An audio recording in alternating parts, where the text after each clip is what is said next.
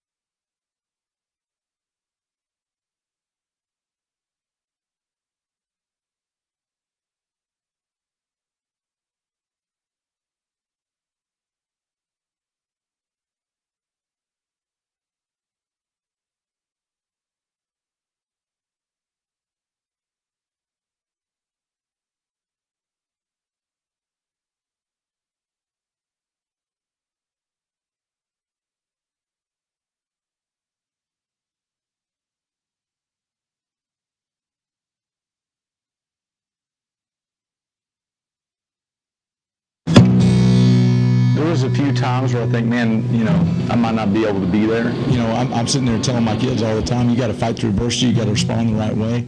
And, you know, when that happened to me, because I had adversity hit me right in the face, you know, I had to respond in the right way and have my mindset in the right place. In Mansfield, Texas, high school football will forever be king.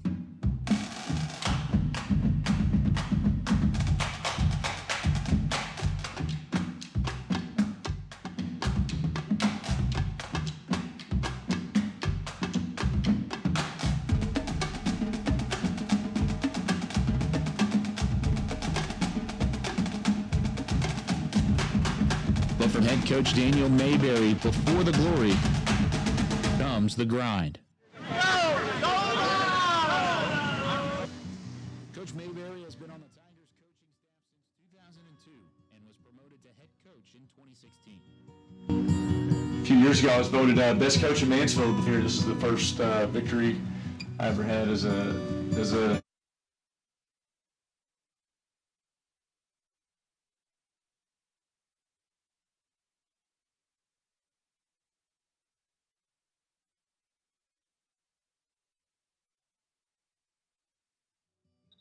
After feeling weak one day in early January, Mayberry went in for a checkup when a bone marrow biopsy revealed stage 4 non-Hodgkin's lymphoma, an incurable condition.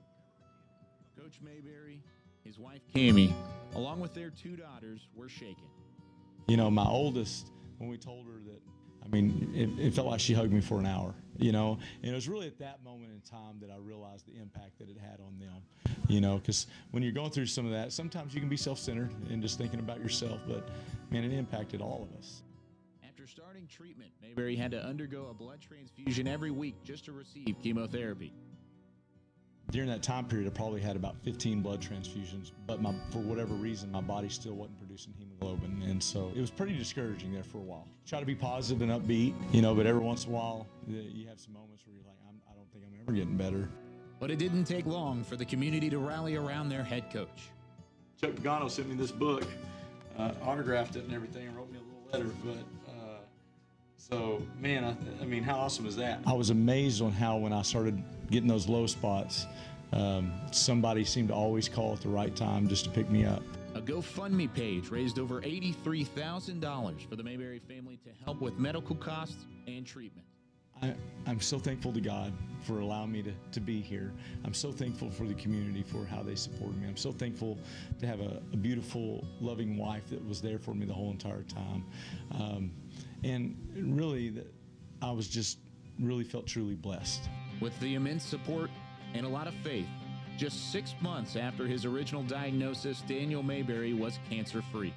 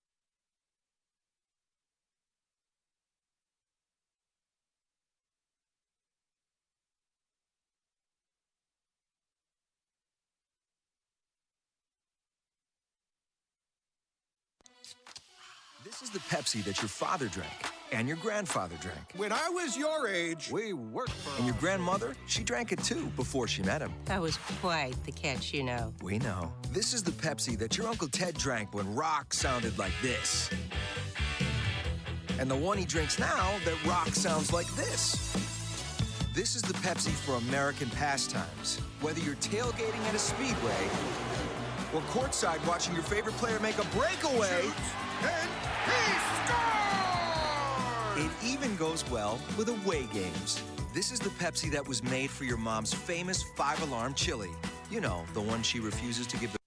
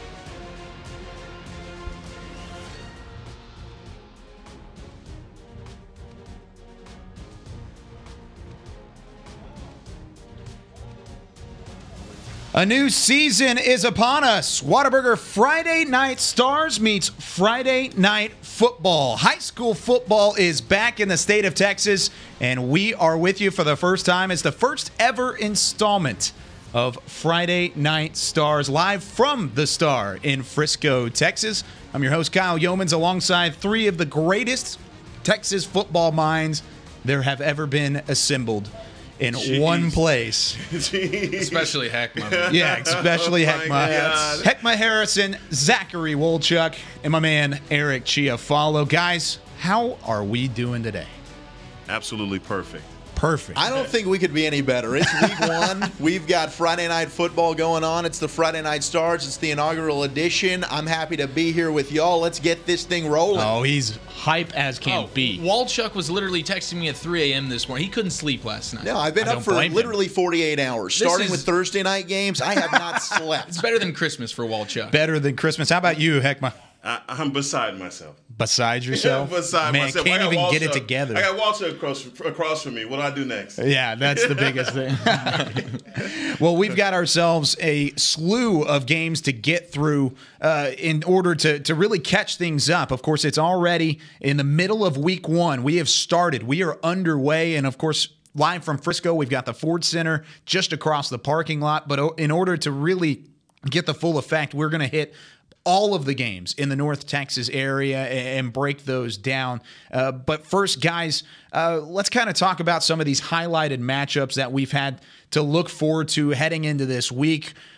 Starting off with one that I think is really probably the go-to game in terms of big names and big-time programs, and that's Aledo and Denton Guyer, of course, being played up in Denton. And right now, Aledo, they're looking like that state championship team from a year ago and a championship program. What so far, and Zach, we'll start with you across the table. Looking at this Aledo team, is there anybody that you can even think of that can stand up with a skill set that they have?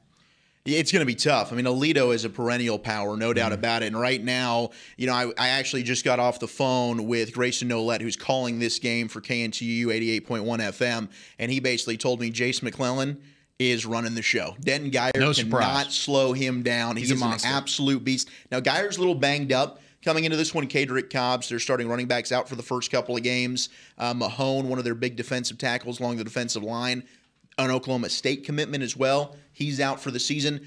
And they've got Eli Stowers, who's a sophomore quarterback making his first start. So it's a tough place to do it, opening up against Aledo. But head coach John Walsh for Guyer, that's what he loves to do. Yeah. They scrimmaged Julius Trinity a week ago. What he wants to do is start the season against elite opponents, because coming into every year, he's like, we're going to be in the playoffs. So he wants his guys battle-tested and ready to rock. So when they hit district, they've already played the best in the state. And no one adjusts better than Walsh, but 24-0 at halftime, that's going to be a tough hole to climb out of. It's going to be tough, but I wouldn't be surprised if Guyer comes out in the third quarter and cuts that lead in half a little bit. Yeah, exactly right. There's a lot riding on that first week matchup, and a lot of eyes on Jace McClellan. That's a running back last year who had 1,600 yards, 28 touchdowns, and oh, by the way, he missed 7 games. Absolute stud. Still put up those numbers, an Oklahoma commit, and for a good reason. He's going to put some gigantic numbers. He's already got 102 yards and 2 scores. Right. And first half. We're at halftime. Yeah, we're at half halftime, got boys. 100 yards. He may have a couple hundred yards there. Hekma, what is one of the matchups that we have highlighted that have really interested you? Saxy Coppell kind of guy today? Yeah, Saxy Coppell, absolutely wonderful matchup, but not looking like one right away. Yeah, you're exactly right. That one's not necessarily going really in that favor right now. So Coppell right now up 21-14 on Saxy. Again, halftime resumed. Well, third quarter starts in 8 minutes and 41 seconds. You know, you look for a team like Saxy to definitely recover, but down by 7 early. So it's still, still a good game to go. And then, Eric, I know you've been talking about this Denton-Ryan Mesquite Poteet matchup. How's that one going right over there? Oh, yeah, Denton-Ryan right now. Well, the score for that game, let me see where that's at. Oh, 14-7. So it's they're about to kick off the third quarter here. 14-7, Denton-Ryan is up right now. But Man, Poteet, you think to yourself, wow, you'd like to come out here and really do something special in the beginning. Only putting up 7 points, but Denton Ryan, they're out here, they're throwing the ball, 136 total yards in the first half, 7 first downs.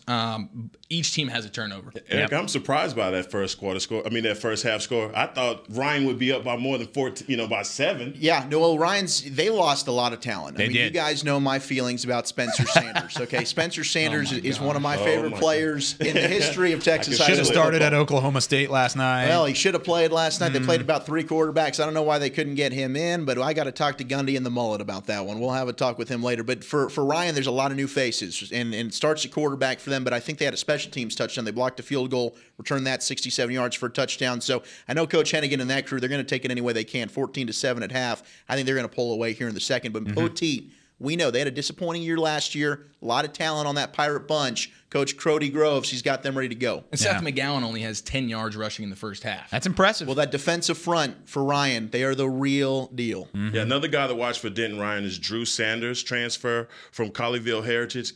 Grown man, okay? Senior, but a grown man. 6'5", 211, right? As advertised. Yeah, my goodness. Linebacker, tight end. Doesn't OU have him as a tight end? OU wants him as a tight end, but he's listed as a 4-star linebacker on 24/7 Sports. With that body type, though, I think you can make him whatever you want. You want him to play defensive end. He's also listed as a quarterback. He's listed as an athlete. He could go anywhere and play anywhere and be successful. But you look at the way he's been at linebacker. You think he would be a better linebacker at the college level? I think this kid could put his hand in the ground. He could stand up. Like I said, he could run the ball. He's played running back as well. He's got that much speed. Exactly. I think it's a 4.5 40. And he's 6'5". Oh, my goodness. That's scary. That's Eric Chiofalo speed over there. That is a matchup nightmare for anybody. Can you imagine being a high school kid right now, 6'5", 4.5 speed lining up in front of you? My goodness, what a stud that is. Yeah, it's definitely interesting to watch. Another matchup we had our eye on as well, Allen and Mesquite Horn. Let's just talk about these Allen Eagles for a little bit. How impressive have they been so far? Gosh, my boy Weiss is already doing jump ball touchdowns, picking up pretty much right where he left off last year. I begged you for a Theo guy. Look, guys, I'm telling you right now. He's a stud. Grant Tisdale and Theo Weiss are going to set records this year. Those two, it's the best quarterback-receiver tandem in the state. Allen all over Mesquite Horn right now, 26-0, and that's not something to sleep on because Jermaine Givens is a stud at quarterback for Mesquite Horn. Hekma, I know that was a team you thought maybe could pull the upset. Look, I had a lot to say before the game started. Now, not so much. He was so confident, too. He was so confident. Mesquite Horn's going to come out and put all it the way in the first half. 180, it's over. And then your guy happened, basically, Theo. They pretty much have that thing locked down. They're throwing the ball all over the field. I mean, it's halftime, 26-0. I would say there would be some recovery, something they could do at halftime to come back from this, but I don't think so. Three attempts for Andrew Henry, 72 yards, 2 touchdowns. Look, guys, I've been living this nightmare. Mesquite Horton fans, you're not alone. All right, I'm a graduate of Plano Senior High. I'm used to getting whooped up on by the Allen Eagles. We're 8 minutes into our first ever season of Friday Night Stars, and Zachary Wolchuk's already reliving his glory days. Man, his glory days at Plano Senior High. I've never woken up. Wolchuk was a stud out there on the gridiron. Not so much. You have a couple of Plano guys you're going to get to later in the show. At least one, right? I got one. You got one? I got a special. There's one good player in Plano this year. Plano lost last night, that guy. but I got the guy who is going to lead them to a few more victories, hopefully down the road. A little bit closer game in the second quarter right now, shifting gears to downtown Dallas. Arlington and the Colts trailing 22-17 against Dallas Jesuit right now. That's a close game. On the road at Jesuit, not an easy place to play. Of course, you've got Emmitt Smith's son playing there as well. He has not had a great game so far, 55 yards, 6 yards per attempt. He does not have a score yet in that ball game, and Arlington has put up 14 points in the second quarter. So the Colts have the ball right now. They're driving. They're right near the 50-yard line, so that should be an interesting one as well. I think the highlight, though, for Jesuit has to be Kevin Schumann, the Highland Park transfer quarterback, 11 of 16, 148 yards and 3 touchdowns so far in this one. If you're able to complement E.J. Smith with a legit quarterback in Kevin Schumann, look out. Yeah, the Jesuit Rangers, they can push Allen in that district this year. And that's a Schumann who a lot of people, while at Highland Park, compared to a young Matthew Stafford. And that's pretty high praise. That is high praise. Especially around those parts. They love themselves some Matthew Stafford. And if they're comparing a quarterback who at the time was 8th grade freshman level to a Matthew Stafford. I mean, he's got to be the real deal, and he's looking like it right now. Well, and Jesuit's bringing back 7 starters on offense. Or excuse me, 7 starters on defense, 6 starters on offense. So when you look at guys, that's an experienced bunch right there. You think they're due for a pretty solid season. And E.J. Smith running the football, that's going to be, I mean, I would expect Jesuit to have a heck of a season. They got off to a little slow start tonight, but they're already picking things up. Yeah, I mean, I'm just getting chills just seeing E. Smith on a stat right now. I don't know. It's amazing. Wolchuk's got an Emmitt Smith fathead in his bedroom, literally. Is that right? He's an Emmitt Smith freak. I like this guy for a reason, man. Yeah. He's the greatest running back of all time, in my opinion. It's totally biased, but you're not going to argue me hopefully anything else. I don't think following in those footsteps. With where we're at in that big star on the wall right behind you, Zach, I don't think we should argue That's at all. That's acceptable. No one's going to throw in Barry Sanders or Walter Payton or some other names right now. I'll give you a Barry Sanders, but I want to give you some Euless Trinity and Waco Midway, which is that's my alma mater, Waco Midway, baby. Yes, what sir. a segue. How are your boys doing? How are your boys doing over there in Waco Midway? They're currently down 9-7 to Euless Trinity. They gave up a safety early in that game, and they're at halftime right now down in Waco. It's a slugfest, man. 9-7 right now. That's what we expected, though, with that game. Euless Trinity, always a defensive powerhouse. They tend to have some of the bigger bodies in the trenches, and they're really good on the defensive line. 4 all-district returners on defense. Big time. Over under 150 yards in the first half for Trinity. Oh, I haven't looked at it, so that's just going to be. Since you said that, I would say under. You think under? Yeah. 180. What? You got me, man. That's what Trinity does. Wow. They run the football. Here's a and question that's for the only way you powerhouse. can beat them. You got to find a way to slow down that run game. And I was wondering with Trinity, who's going to step up at the running back position for them? Because they had a stable of 3 or 4 guys last year that ended, and they're gone now. So who's going to step up? Now, the thing with them is they always have somebody, okay? But who is that somebody? Wolchuk? Tonight it's been Brandon Theus. He's got 17 carries, 136 yards, and a touchdown. He's averaging 8 yards a carry. Wow. So he seems to be their guy as of right now. But this is definitely a game that you would think that Euless Trinity, with how they came in ranked before the season, this would be a runoff. You know, they'd be at least up like, Allen is right now on Mesquite Horn. Not the case, 9-7. No, Midway's got themselves. Don't sleep on Waco Midway. Yeah, Midway was in the state championship game last year. Did I sleep on them? A little, maybe a little bit. On them a little bit. I wasn't trying It hurts my heart that you said that, but that's okay. Man. You have the opportunity when I talk Lincoln High School football. Don't worry about it. I'll make sure and remember that for sure. Mental note taken. One more highlighted game we'll get to and talk about, of course, 2-time reigning state champions at the 5A level, Highland Park and the Fighting Scots leading 28-14. Rockwall, however, was down in that game. They just now scored to end the second quarter, and it's 28-14 Highland Park over Rockwall. That's a rematch from last year when Highland Park lost on the road. Unbelievable game. To Rockwall. Outstanding game. We were actually a part of that game. 53-49 was the final score. Highland Park winning the state championship game. And what a start against Manville, 53-49. Well, and it came down to an onside kick, right? They didn't get it against Rockwall. They got it in the state championship game, and I think if you ask the Scotties, they'll take that state championship. Every single time. What a start for Chandler Morris. First game starting for Highland Park at quarterback. 1 rush for 70 yards to start the game. Touchdown. Well, now he's got 91 yards. 4 attempts, and 2 touchdowns. Rushing touchdowns. Yeah, what a great way to start off the season for I Morris. got to say, I think out of all the games that we've been talking about and highlighted, this is the best quarterback matchup when you have Chandler Morris, who had an offer from Clemson before he even took a snap as a starting quarterback at the varsity level. It's incredible. And then Jacob Clark for Rockwall, who's committed to Minnesota. And I like this Rockwall team a lot, but Jacob Clark, 2 interceptions in that first half. Yeah, Hudson Clark, I don't know if they're related, but on the opposition for Highland Park, a pick 6 to make the Scotties. I think they were up 21-0 at that point, but it seems like Rockwall's kind of found their footing and are coming back into this one just a little. And that's one of the big things about this Rockwall team that we kind of looked at is they can put up points, but they're also going to turn the football over. And against a Highland Park team that doesn't turn the football over, a couple of those touchdowns or a couple of those interceptions, those fumbles, they're going to come back to bite you. Now, one more thing about this Morris kid.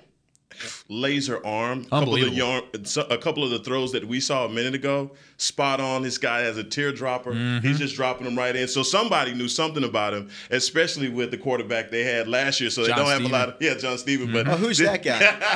I kind of threw that out there lightly, right? You like that? Who's that John Stephen? I knew what you were doing there. One of the biggest things is John Stephen. Of course, he won 2 state championships. He had an outstanding level. I'm not one of these people. I'm not going to put myself out there right now, but a lot of people say Chandler Morris is a better quarterback than John Stephen Jones, which is wild to think about. Well, if he's got Clemson offers before he's even started a game, I mean, you also got to think of the lineage that he comes from. Chad Morris, of course, head coach at SMU last John year. Stephen now Jones at doesn't have Arkansas. any lineage to talk about. Oh, no, none at all, right? Zero. Advantage Morris there, but Morris does have the measurables. I've never heard of a Jones before. No, I have no idea. John Stephen, what?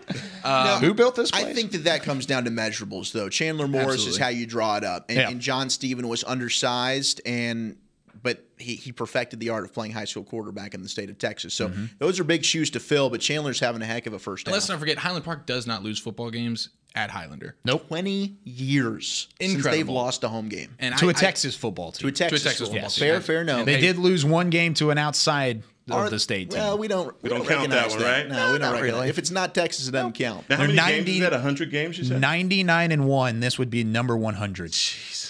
Yeah, I don't think Highland Park's going down tonight, gentlemen. I just don't. I would probably venture to say that something in the water there. Yeah.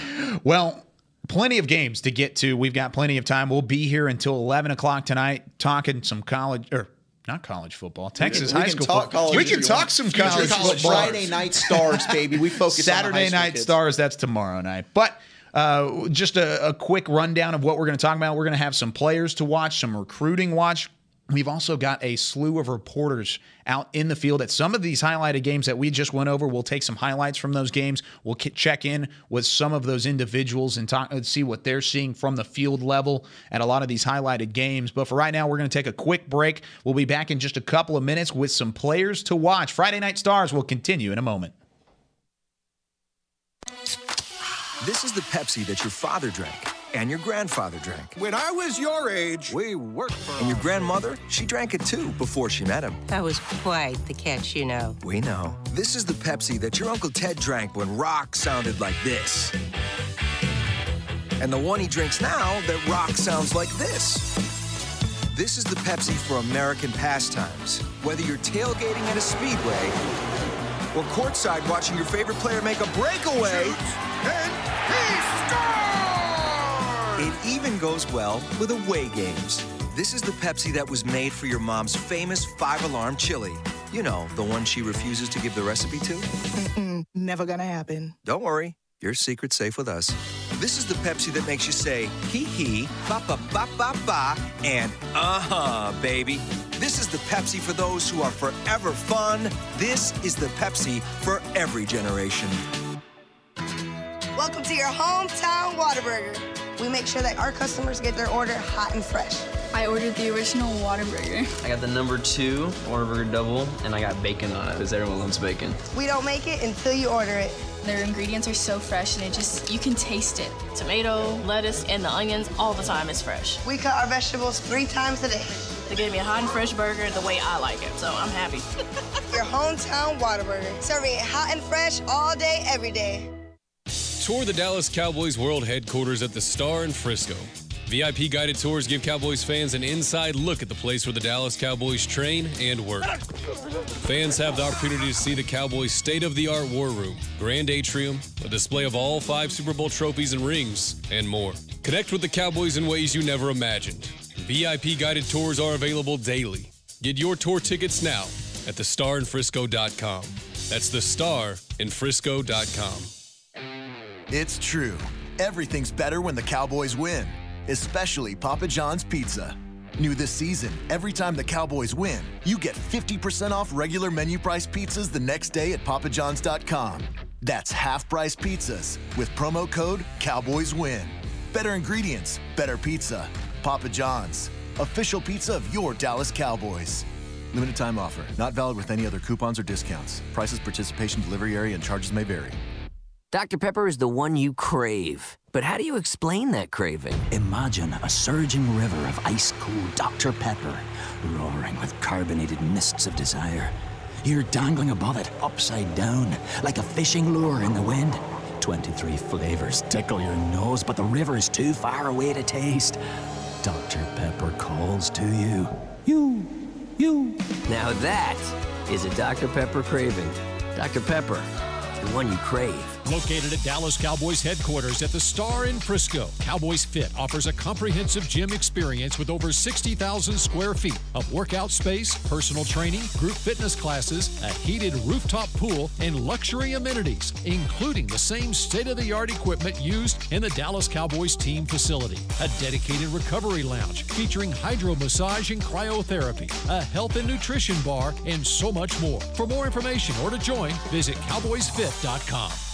Maybe you need a little extra room to relax. Maybe you're on your way to celebrate and wouldn't mind complimentary wine, beer, and spirits. Or maybe earlier boarding and easier access to the overhead bin means you're getting settled in sooner. Whatever the reason, give your next trip a little something, well, extra with Main Cabin Extra. American Airlines. Hats, backpack shorts and sneakers. Helmets, shoulder pads, knee pads, and cleats. Adidas and JanSport, Under Armour and Nike. Hoodies, jerseys, leggings, and shoes.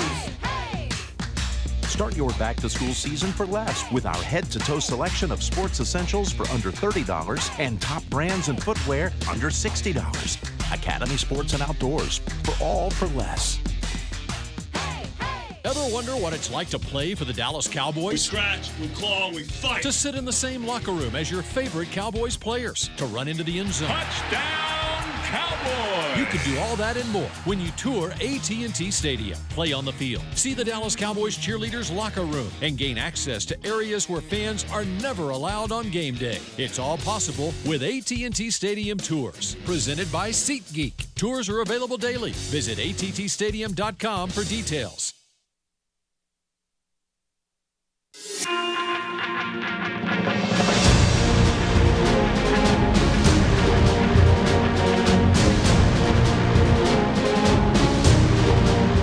Back here from the Star in Frisco, Whataburger Friday Night Stars, our inaugural episode as the 2018 season is underway. Talk some instant scores there in that first segment, and now we move into really a little bit of a spotlight on some of the individuals around the state of Texas. We've got some player spotlights, some recruits to watch. Really, I think we all agree on the fact that the best high school talent in the entire United States is here in the Lone Star State. Am I right? Oh, absolutely. Okay. I always kind of thought it was California. No. No? Not Florida either. Ohio? Ohio, yeah. Pennsylvania? No. Bama's got some Nah, players. it's Texas all day, every day.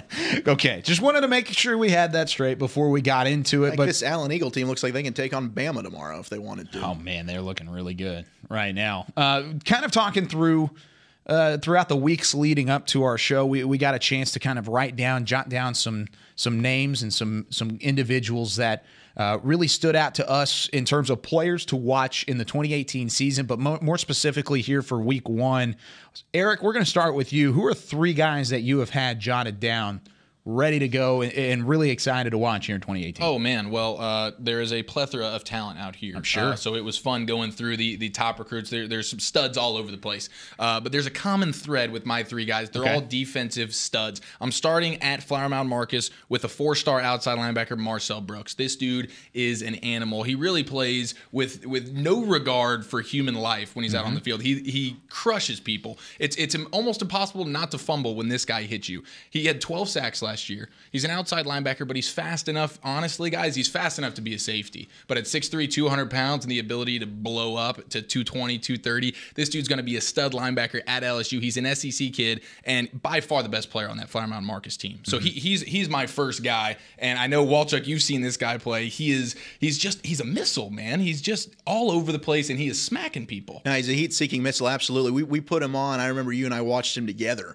And he is every bit of that 3-4 outside linebacker. Like, if you're going to mold a guy, Marcel Brooks is what you want. He is a mammoth off the edge, and he just causes such a problem because he's so quick. I think the one thing, if you're looking at him making that next step to the D1 level, it's hand play. He beats people off the line of scrimmage He doesn't have to use his hands at all. Yeah, that first step explosion with Marcel Brooks is truly like he's shot out of a cannon. It's really unbelievable. He had 12 sacks last year, so the guy gets after the quarterback, and he's an absolute stud. So Marcel Brooks, Fireman Marcus, he is my first kind of top recruit guy to watch. Right now, that's a game we didn't get to talk about. The Marauders right now losing in the third quarter, 12-0 to Arlington Bowie. Is that a score that surprises you a little bit here? Yeah, absolutely. Sure. I think Fireman Marcus is a team that could try and contend for a state championship, and right now they're losing to Bowie. Bowie's really good. No, I think Bowie is a team that is up and coming this year. They were down last year, and Arlington Bowie is a very prideful football team here in the state of Texas, and they've kind of fallen off, I think, over the recent decade. But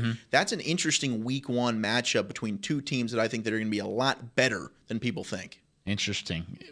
Who is one of the guys on your list, Zach, that you've been excited to watch? Well, I think he's one of the best recruits in the DFW area, if not the best, and it's Brian Williams, who's a safety of Bishop Dunn. Now, a lot of people might say, what, Bishop Dunn? Who is that? Well, they play in TAPS. They're a private school team, but they are loaded with talent. In fact, one of the best players that is now going to be at Duncanville, which I think you might get to, Hekma, in a little bit. I'm not going to – Don't you do it. Say the name. Don't Is he going to take him? Do it. I'm not going to say the name, but – Bishop Dunn's just littered with talent. So Brian Williams is safety, 6 foot, 185 pounds. He's committed to Texas A&M. He's got really good instincts, and when you watch him play, you can say, yeah, that dude's going to D1. I mean, he can go wherever he wants. I know he's going to play with the Aggies and Jimbo Fisher, but he had his pick of the litter. Really good ball skills. What I like about him is he's got a knack for adjusting to make plays when the ball's in the air. If it's low, he can come down and get it. He's got really good hands, willing tackler. He can come up and run support and thump you.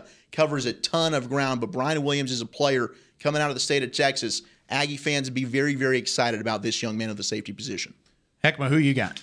Look, I got an all-everything guy. Okay. All right? And they have him under athlete. Okay. Marcus Beeson from Duncanville is just a dog off a leash, right? This kid can play every position on the football field, take a top off of defense, everything you want him to be, complete man-child everywhere you want him to be.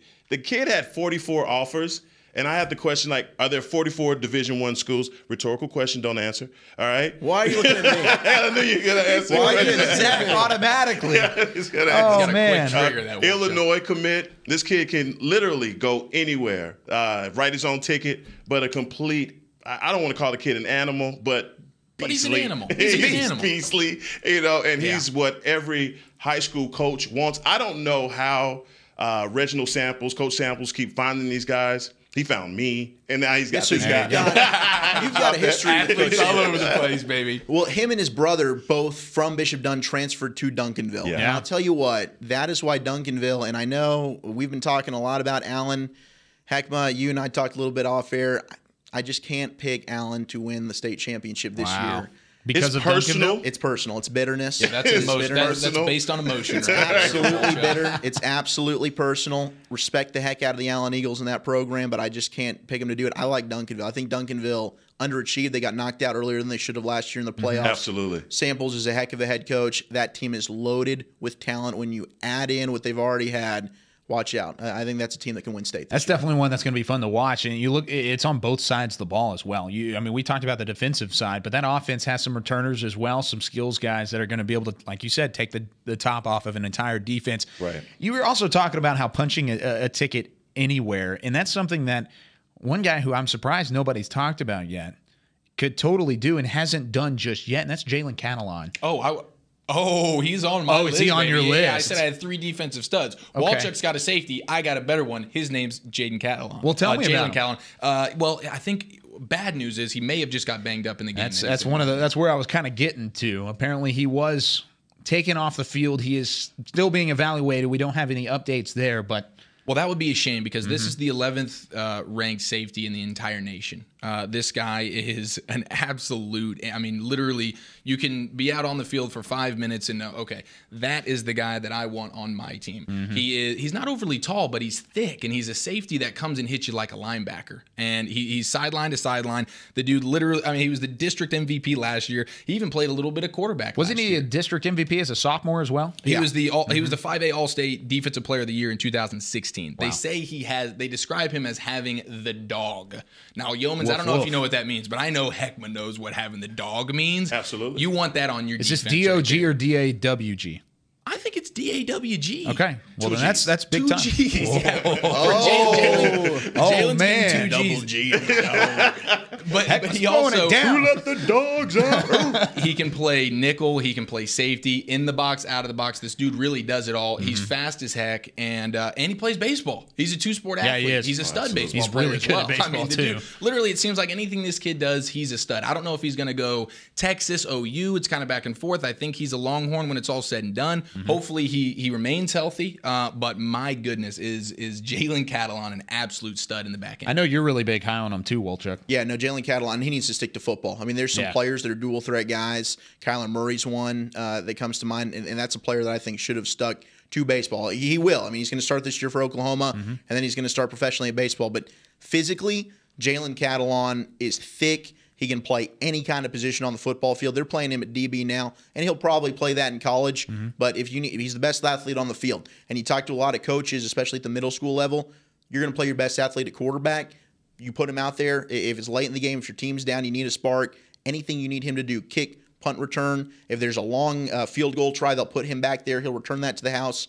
He's a dude that is literally anything you need on a football field. Jalen Catalon's the guy. And when you watch him play, it's crazy to see how he literally takes the ball from people. I mean, he forces so many fumbles, and it's not like he hits him so hard the ball pops out. He literally just takes the ball from him. The guy's running, and he just takes the ball from him. I don't understand how he does it. Ball hawk. Right, Yeah, that's truly. what he is. Absolutely. Completely all over the place. But it's always amazing to me how that transfers guys that play baseball and football, typically at your skill positions, quarterback, receiver, not so much safety. Sure. But so to see that this guy that skill transfers, and he's a dog everywhere he goes. Right. He really is. He really is. Well, that's been an interesting topic of conversation lately. What do you think about these two sport athletes? I mean, do you prefer a guy to stick to just football, or is it a deterrent if they are also? Because I know there's some coaches out there, they're going to say, hey, I don't want you to Depends do on the sport. And it depends on the school as well. And are you talking about specifically in high school or as they go to college? Specifically in high school. I think in high school, man, you are young enough to where if you are blessed with the athletic ability to be able to play multiple sports and be very good at it, I think it's a case-by-case scenario. Some guys like Jalen, who happens to be a stud football and baseball player, why would you take that from him? And you're developing skills, like you said, that translate to other things. And Absolutely. I know as someone who only played one sport, I sort of regret that. Me too. I'm the same way. I was a baseball guy growing up. I wish I would have stuck with football. I really did. And there are a lot of football coaches that will tell you, play multiple sports. Absolutely. Get out there, stay in shape first off, because you can work out in the offseason as much as possible, but the offseason is still the offseason. It's still not necessarily the same thing as game action, being competitive, and being able to go out there every day and be able to compete against others at a high level.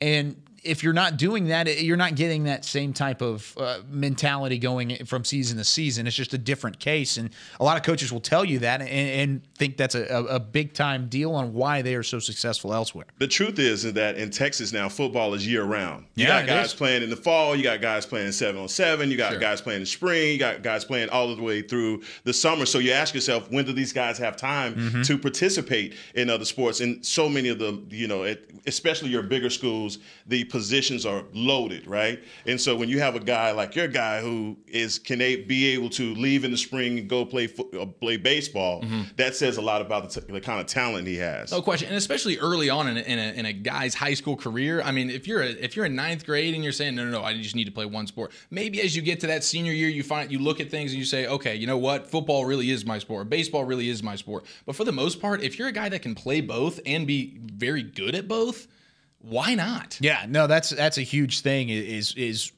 you've got to be able to have that type of athleticism in multiple aspects, and things do carry over. And a lot of coaches will think that. I totally get what you're saying, though. Texas high school football, it never stops. It's year-round. And even when you're playing baseball, those football coaches kind of keep up on you. You still got football duties. Oh, you still got football duties to take care of, for sure. Of course, we'll talk about some more individual players later on. We'll go through some of those different guys. But let's go through some of last night's games. There were Thursday night games, of course, were Friday night stars, but Thursday night gets his time too. Absolutely. And we'll start off, Hekma, I know you were keeping up with this South Lake Carroll South Grand Prairie game. What happened there? Yeah, the South Lake game did not start the way that everyone thought, because they thought this game was going to be a complete runaway. 8-0 for the longest time, and then right at the end, South Lake runs off with a victory, 25-8 in the final. And I think this is a game that everybody in the Metroplex was kind of waiting to see, especially with all the things that was going on with South Lake in the offseason there. New head coach, Riley Dodge. Yeah, exactly. Back in action. You think that offense is going to come out firing, and they only score, well, did they have any points at halftime last night? No, it was at 0-0 points at halftime. And in fact, it's ironic, the first touchdown of the Riley Dodge era was a defensive score. It was a pick six at the start of the second half from one of their defensive tackles. Hey, whatever you got to do to get the momentum in your direction, right? Absolutely. You got to get one of those turnovers. But it did not go the way that everyone had planned. And so I think right around the third quarter, there must have been a talk. I said, look, guys, we can't go out like this on our first game of the season. So that's when they pretty much picked it up. And for most teams, when they don't have that, I think that South Grand Prairie was obviously a warm-up game for South Lake, so they absolutely took it to them, 25-8 in the final score. And credit to them for playing their best football in the fourth quarter. And it's the first game of the season. You're not really sure how you're going to get off, if you're going to get off to a great start. You got a new coach. Everything's kind of going crazy. And then you look at yourself at halftime, it's 0-0, okay? And there's a little bit of adversity there. And then you come out in the fourth quarter and you put up a bunch of points, you win the game. That is how you get going. These first games are so unpredictable because you're talking about high school kids, 15, 16, 17-year-old kids, and you don't know how they're going to react to the first game. They obviously didn't come out strong in the first half, and then fourth quarter they come take it over. Yeah, that's what it's all about. It's not how you start, it's how you finish, and the Dragons got that victory, and they're a heavy favorite. That is poetic, Wolchuk. Right? I thought of that myself, actually.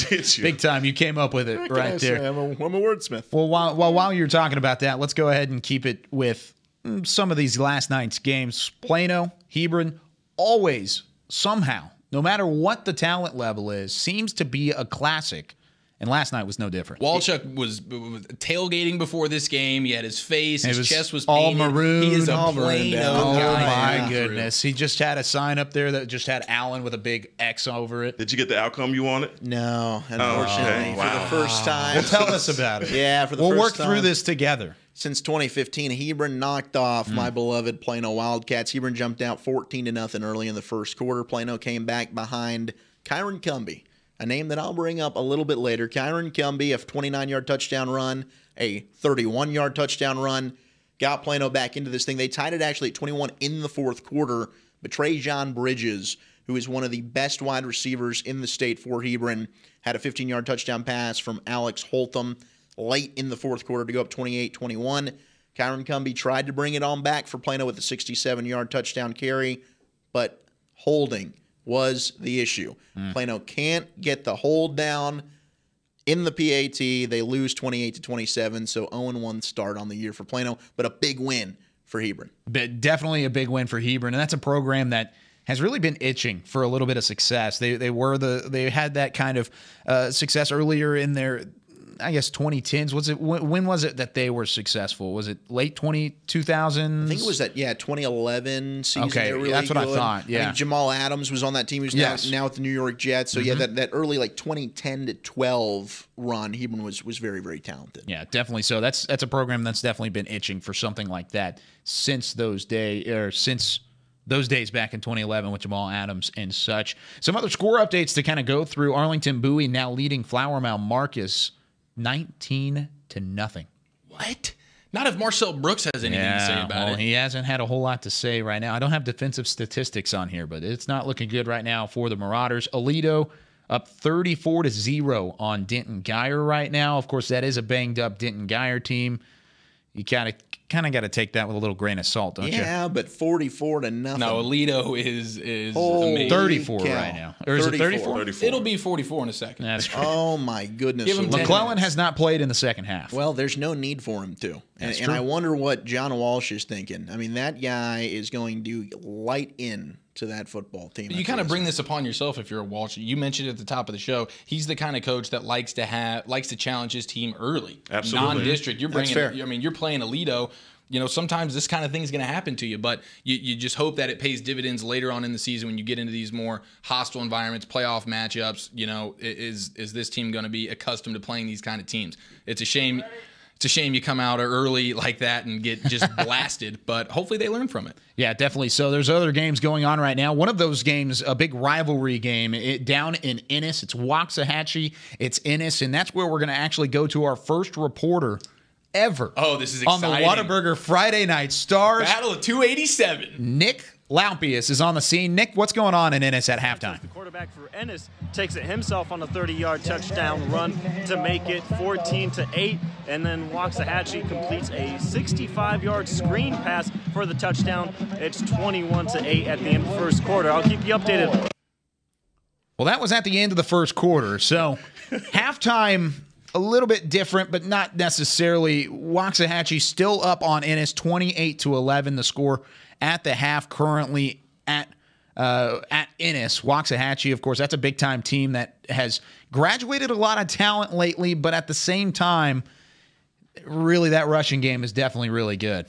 I want to bring up, go back to what you were saying just a minute ago about teams that are playing some top-level games, or the ones that I call homecoming first games, right? Mm-hmm. Absolutely. And so when you look at those programs that want to schedule those tougher games, the first game, like the Geyer game, basically building character as the season goes on, because that's the toughest you're going to see for the rest of the season as it relates to district play and in the playoffs. So there's a method to that madness when coaches do that. Absolutely. Yeah, you see a lot of these big-time first-week matchups, and we talked about it, Geyer, Alito, Waxahachie, Ennis. That's a big-time rivalry game, even though it's not the sexiest matchup in terms of a program, in terms of history there, but they've got history together, and it makes it a top-notch game early on. Well, it's also a new head coach there with Waxahachie, John Kitna, former Dallas Cowboy, out, Todd Alexander in.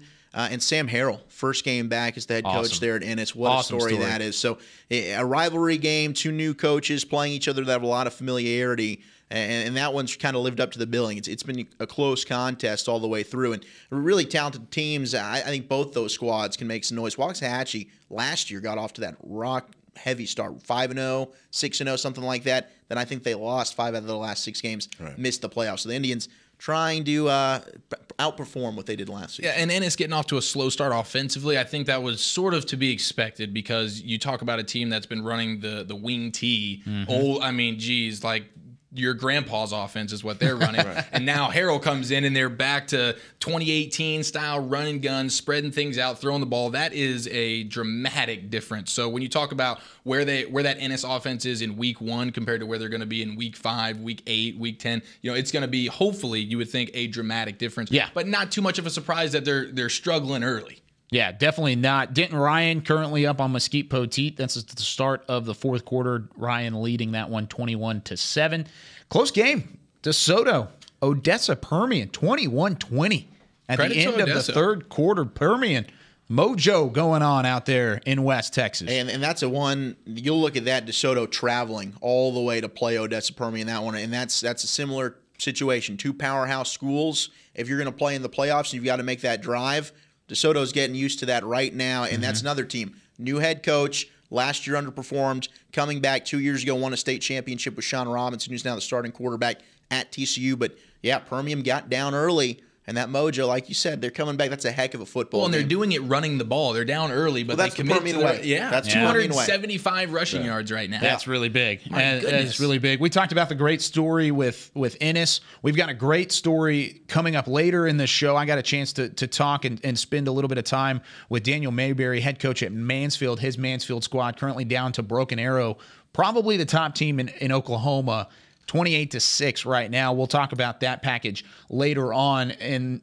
But right now, one more game we do have to get to from last night. McKinney North and McKinney opening up of a gorgeous new stadium.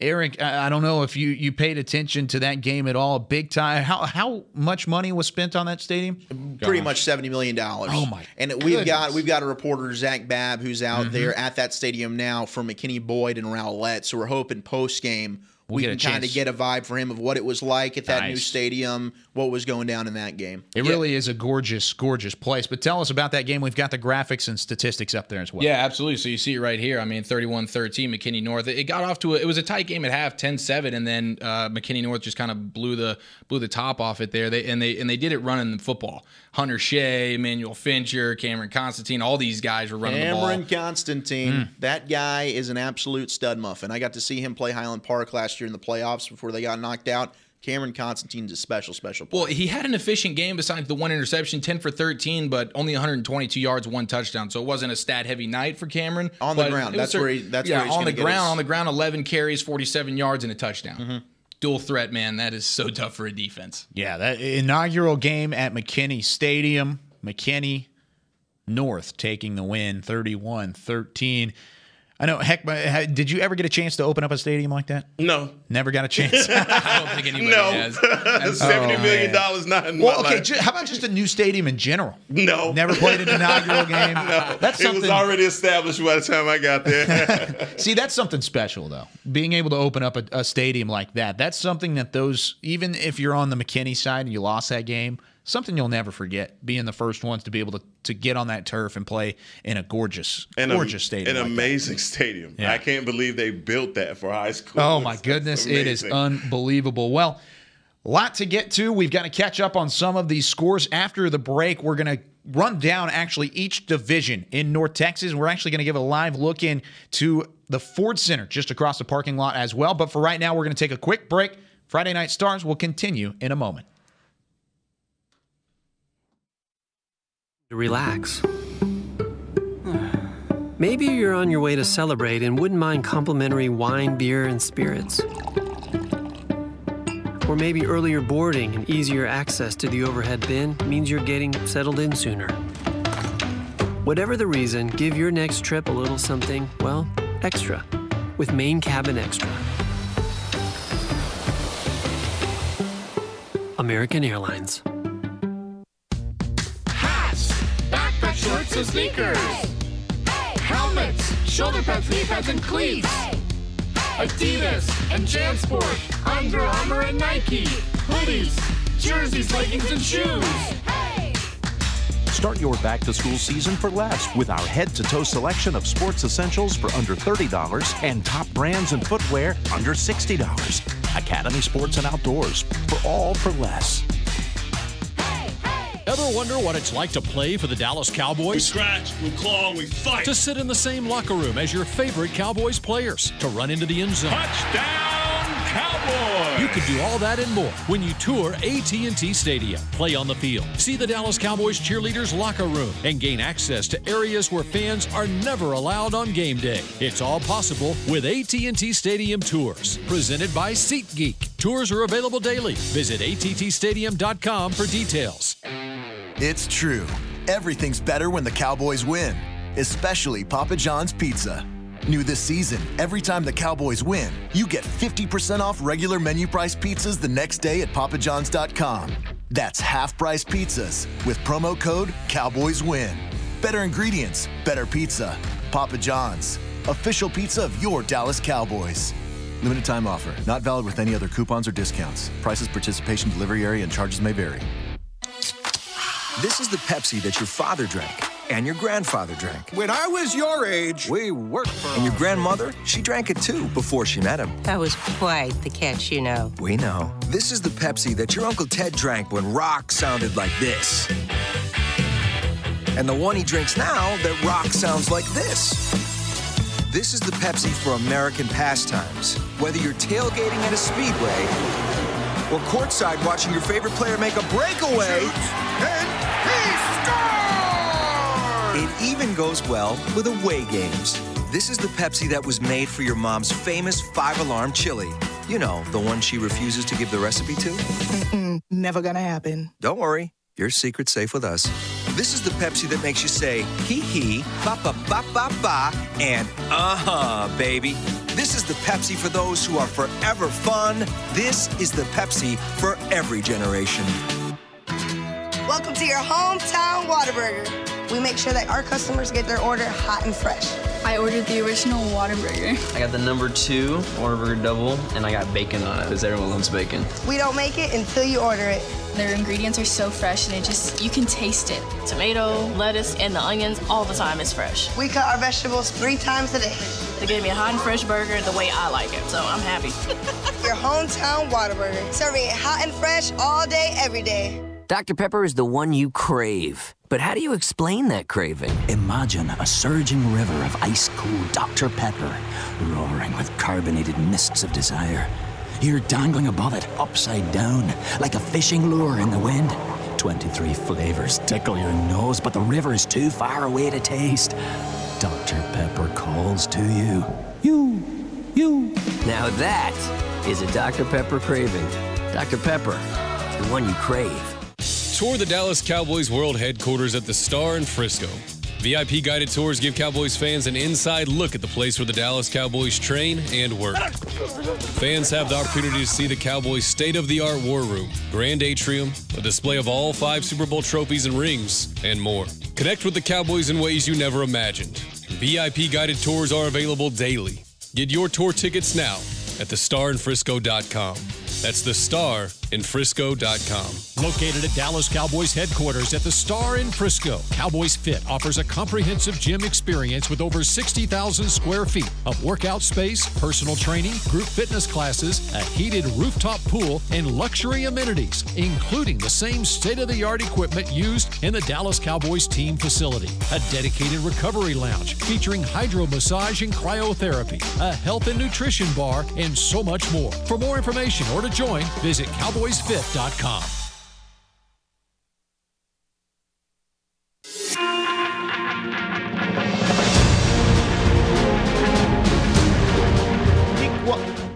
Week 1 of the 2018 high school football season. Whataburger Friday Night Stars. First ever episode. Kyle Youmans alongside Hekma Harrison, Zach Wolchuk, and Eric Chiofalo. Outstanding night to kind of review high school football, go through some scores, and that's exactly what we're going to do right now. In just a moment, we'll go live to the Ford Center for a couple of plays to kind of watch Lebanon Trail and Southwest High School kind of battle it out. They're in a tight game right now, 21-14. Southwest is about to get the ball back. Actually, let's go ahead and cut in because we've got ourselves a pretty good game right now. That ball just punted away, now to the 50-yard line, was back in the end zone. The snap went over the head of the punter, and he was able to regather it in and then punt it away. A clutch player or a clutch play by that punter right Punters there. Punters are people too, man. Punters are people too, and that would have potentially tied the game for Southwest. But we'll get back to this game here in just a little bit. You see there, 10:07 left in the fourth quarter. That's just across the parking lot. But before we get back to the live look in there and see if Southwest could potentially come back in that ball game, let's go through some of the scores right now, starting with 6A. Zach, what's going on at the 6A level? Well, the Bearcats are pouring it on right now. Alito up 40-0 on Denton. Geyer McClellan, 102 rushing yards, 2 touchdowns. He's not even in the game right now. Bishop, a long line of those Bishop brothers, a sophomore starting quarterback for Alito. He's got 2 touchdown passes and 136 yards. Arlington Bowie just scored to go up 25-0 over Flower Mound Marcus and the Marauders. Goodness. Yeah, those struggles continue. Birdville up 31-14 on Keller Central. DeSoto just kicked a field goal in Odessa. They're up 31-20 over Permian. Frisco Liberty up 10-7 on North Garland. Frisco Reedy. Now, there's about 10 different Frisco schools. So we have to get ready to say Frisco this, Frisco that. They're up 46-7 on Plano West. Plano West looking to win their first game. In the last 13 they've played, they went 0-10 a year ago. So yikes. West will have to wait another week to get off the schneid there. Keller Fossil Ridge up 14-7 on Flower Mound. Broken Arrow, Mansfield going up to Oklahoma to take them on. They're down 28-6. We'll have more from Mansfield coming up in a moment. Lake Ridge, another Mansfield school up in Tulsa Union. One of those big-time powers at Oklahoma. That's a really good Tulsa Union squad. And but Lake Ridge just scored to go up 30-28 on the road there in Oklahoma. One of the big things, Broken Arrow defeated Tulsa Union last week 33-10 in their first matchup of the season. So that Broken Arrow squad that Mansfield is taking on right now, no slouch. Sure. However, Tulsa Union, also a very good team. Lake Ridge is definitely got their hands full, but are currently on top. I love this not OU, but Oklahoma, Texas sort of high school rivalry. Yeah, it's the battle of the border, baby. Well, awesome. I'll tell you what, Oklahoma's gotten a lot better because of it. You used to just have really Tulsa, Union, and Jenks. Now you've got Broken Arrow stepping up. I think Oklahoma's risen to the occasion. 5 years ago when this thing kind of started, Texas would go up there and whoop up on them. Now you're starting to see a lot more even football being played between those two states. Allen, 40-0. They just scored again up on Mesquite Horn. Northwest Eaton, a new school, third year here playing varsity at the 6A level. Keep an eye on them. Titus Swen, one of my favorite running backs here in the area, 34-3. They are up on Fort Worth. Maybe one of the fastest kids out there right now. Titus Swen? Yeah. Titus Swen. Oh my gosh. He's my guy. We'll get to him in a little bit. Everybody's your guy. Don't you know everybody's Wolchuk guy? I've claimed him. All right, they're all mine. No, you can have Jalen Cattle on. That's fine. Oh, I got him. Yeah, he's a good one to have. 55. I got Marcel Brooks, too. No, you got Marcel Brooks. Well, this team's getting spanked right now. Irving Nimitz, 55-21. They're up on Richardson Rowlett, 38-14, up on McKinney Boyd. Coppell and Saxe. This one of the better games going right now. 24-21. Coppell up on Saxe. Saxe's got the ball. Coppell has the ball. They're looking to score again. Arlington and Jesuit. Arlington up 31-22 in the third quarter on Jesuit. Another one we will keep our eyes on. Yes, it is. Arlington Sam Houston down to North Mesquite 9-6. Austin Lake Travis and Arlington Martin. Two powers. Lake Travis losing in the state title game to Allen. Arlington Martin, perennial playoff contender. Lake Travis up 20-14. They're in the red zone right now trying to punch in another score. Martin is replacing 14 players who went on to play college ball.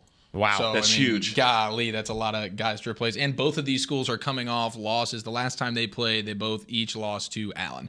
So there's another Allen. There's a theme going here. It's a theme, baby. Everybody loses to Allen. Yeah. Euless Trinity, 37-7 up on Waco Midway. They're starting to flex their muscles. J.J. Pierce up 24-17 on Frisco Independence. Frisco Lone Star, another team to look out for here, 21-0. They're playing Richland. Now, Lone Star's a 5A school playing up against Richland in 6A. Greenville up 41-6 on W.T. White. And then Plano East, 40-16 over Hearst LD Bell. And another game we're keeping an eye on, Duncanville. My state title pick, 27-0. They're up on Lancaster. Wow, that's a good Lancaster team game. too. And Lancaster, they have a ton of talent, very athletic. Grand Prairie 21-14 up on Louisville. Lake Highlands and Mesquite are in a battle. Lake Highlands in the red zone now, trying to go up. They're down 28-24 as we speak. And folks, quick update: Rockwall, Highland Park. Yep, tied at 28. In the third quarter, Rockwall has stormed back. They're in the red zone looking to punch it in. Are you serious? Right now. 28-28 right now. Rockwall has stormed back. Wow. And are tied with the Scotties. That's a game we're going to have to try and get something into. I know that we've got we hopefully have some capabilities to get some highlights from that one later on. We counted 100 too fast, didn't we? Yeah, we might have did. Yeah. The Colony up on North Crowley, 28-21. Arlington Lamar up on Trophy Club. Byron Nelson, bit of a surprise there. Byron Nelson, not a bad squad, 42-17. Cedar Hill, another I don't want to interrupt. Oh, go ahead. Rockwall just scored 38-34. Rockwall and the Yellow Jackets have taken the lead. Can they knock off Highland Park in Highlander? Oh, my goodness. That was a 21-0 game early on. Hey, I wouldn't want to talk to Coach Randy Allen after that one. Not at all. If they lose that game. Cedar Hill up 50-0 on John Tyler right now. That's a big-time score for that squad. And then we've got Waxahachie and Ennis. Waxahachie, the Indians, up 35-18, and that's kind of your 6A breakdown as we speak. My goodness. Rockwall, 34. Rockwall, Highland kicking Park, a field goal or kicking a PAT right now. And Arlington Jesuit. I mean, those are the two games I think you've got to be glued into. Lake Travis and Martin as well, also very, very close. And Saxe Coppell, you've got a battle going on there. So this is where it's at. We're getting into the fourth quarter. Some of these early kickoff games. Magic is happening. Zach, your boy Jacob Clark's finally coming alive. 16 for 20, 200 yards, 2 touchdowns. Hey, did you know Jacob Clark's one of my guys? Oh, yeah. Well, I could assume that. My guy. You just threw him to him. You just gave him over. Here you go. We got another guy for you. And that is amazing. You know, when we first started watching the Highland Park game, it looked like it was going to be a runaway. Yeah. Right away. So it's amazing the adjustment that the Rockwall, team made because they came storming back. Yellow Jackets are alive and well right now. That Coppell game, that's an unbelievable game as well. In Saxe, a team with a lot of athleticism on that squad as well. Coppell at home, that's another team that doesn't necessarily lose at home, but as also a team that's kind of been having a lot of question marks around that program, and hopefully they can figure some things out on their end. I mean, the guy, Capel's running back, the Hurt kid, Ryan Hurt, absolutely amazing. Some of the big kids up front, Odette, the defensive lineman, complete stud, 6'3", 250-pound kid. So definitely Capel has all it takes to be pretty good in Texas this year.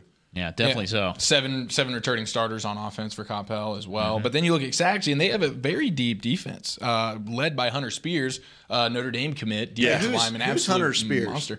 Oh, he's one of my guys. He's one of my guys. You can't guess he is. He can turn on the tape of that guy. That dude just swallows offensive linemen. He swallows offensive linemen. Yes, that's he what just I'm saying. eats them. And running backs. He's not that big of a guy, though, if I remember, Hunter. And he missed last year due to injury, I think. He did. But he's bigger than you think. I mean, he's a grown man, 6'4", 280. He's a little bigger than you, Wolchuk. Wow. Just a little bit. He's got the height. Definitely. I'm watching you're this. locked into this Lebanon watching Trail. this Lebanon Trail game. Southwest game. Yeah, big time punt return again. He's still on his feet running right now, and then finally taken down right around the 32-yard line. Southwest has the ball back, 5.5 minutes remaining in that game just across the parking lot. Eric Chiofalo, give us some 5A rundowns. What's going on at that level? A lot of games we've already talked about because of the 6A, 5A crossover. So I was going to say, Wolchuk stole my thunder on a lot of these. But we got Birdville, Keller Central. They're in the fourth quarter. Birdville's up 31-14. Salina is putting it on Frisco Memorial. Wolchuk mentioned there's a ton of Frisco teams, and they are all right down the street from us right now. Salina's putting it on them pretty good. Denton Ryan, 28-7 on Poteet. I know we were talking about that game earlier. Denton Ryan looks like they are picking up where they left off a little bit. Frisco Lebanon, we already talked about that one, 21-14. That's happening right here behind us at the Ford Center. Frisco Liberties down 17-35 to North Garland. Just not a good night for Frisco in general. It doesn't seem to be. Frisco Reedy's there. 46-14. Well, okay, fair enough. Frisco Reedy's putting it on. Lone Star's going to hold it down. Lone Star's the school that has a legitimate chance from Frisco to make a lot of athletes at Lone Star. I know we've talked about each of your alma maters today. Just Northwest happens to be mine. They are up 27-26. You might be the only one with an alma mater that wins today. Hopefully so. Let's see here. Who else we got? Midlothian's putting it on Carrollton Creekview, 40-0. Fort Worth Trimble Tech 13-0 on Carrollton Turner. And then we got Fort Worth OD Wyatt is down 13-20 to Segoville. Frisco Centennial 13-6 over Royce City. So there's some Frisco love there. Frisco Independence is down by a touchdown, 24-17 to Richardson Pierce. That game is also in the fourth quarter. Frisco Lone Star, Wolchuk, you mentioned 28-0 on Richland right now. So, and then Duncanville Lancaster. Duncanville is, they are everything we thought they were going to be, 27-0. Lancaster can't even put up a point at this point. And then we got Jenks, Oklahoma is beating Mansfield Legacy 21-14. That's the game that I got my boy Jalen Catalan in. Hopefully, we haven't gotten word on him, have we? I mean, nothing official yet. Still trying to look and see if we can get some eyes on it. Hopefully he's okay, but his team is down by a touchdown right now. Richardson Berkner's up 15-10 on Forney, and then obviously we got that Rockwall Highland Park game that is 5 minutes left in the third quarter. Rockwall's up a touchdown. So we got quite a few matchups going on right now. Sulphur Springs is beating Frisco Wakeland 37-21. The Colony is up 35-21 on North Crowley. And that's pretty much the main deal there. Waxahachie and Ennis, that's 35-25. Waxahachie's up, 4:30 left in the third quarter. Yeah, a lot of time left in that one to make something happen. What was that? Update in DeSoto, Odessa, Permian. Permian scored. They're just down 3 now, 31-28. DeSoto with the ball near midfield, trying to run out this clock with 3:27 left to go in the fourth quarter. Not a lot of time left in that game. And I do want to go to, I know, Hekma, I'm going to steal your thunder a little bit here. Steal it. Have you seen the Lincoln score yet? Hey. Have you seen it? What? No. Come on, do you want to Kyle? see it? I don't. No, I haven't seen it, and do not tell me. He's DVRing the game. You don't have to go back and watch it. Is it? I don't like that grin. All Don't like right, it? so I'm going to start with my 4A highlights right now. Okay, you go for it. I'm not even going to do it. I'm going to let you do it. Oh, my goodness. Okay, so I got Melissa's 35-17 over Argyle Liberty Christian. I'm not going to cross over some of these games. You guys have already taken my thunder on some of these games already. Kennedale is 41-7 over Decatur. And let's see who else we got here. Life Waxahachie 39-19 over Ferris. And oh my God, first the Fat Boys break up and now this. There it is. Jeez He found it. Louise. Uh-oh. Lincoln's up big, right? Oh No. my God. 31-2. Lincoln is losing 31-0 to Wilbur Hutchinson. Oh, man. Thank you so much for saving that. That was I'm very sorry. Yep. suspenseful. I was looking at like, come on, we got to be winning, and no, we are not. I'm sorry. That's fine. And so Mineral Wells is up 24-13 over Carrollton Ranch View. And guys, that's the 4A rundown. Yeah, 4A rundown, a little bit other than that. Let's go ahead and quickly go to the Ford Center as it looks like Lebanon Trail got into the end zone. They forced a turnover, an interception by that man right there. He's the punter. He's also the quarterback, and he plays defense as well. The man can do it all, and he's made a couple big-time plays. That time he walks into the end zone for the score. 2:52 left in the game, and that one might have just iced it for Lebanon Trail, and the Trailblazers getting it done at the Ford Center.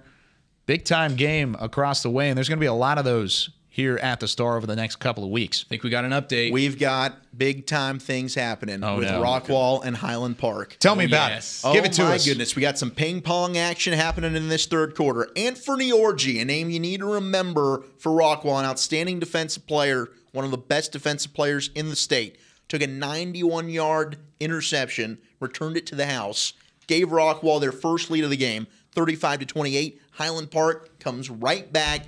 Chandler Morris, 16-yard touchdown pass to junior wide receiver Drew Scott. It's all tied at 35 from Highlander.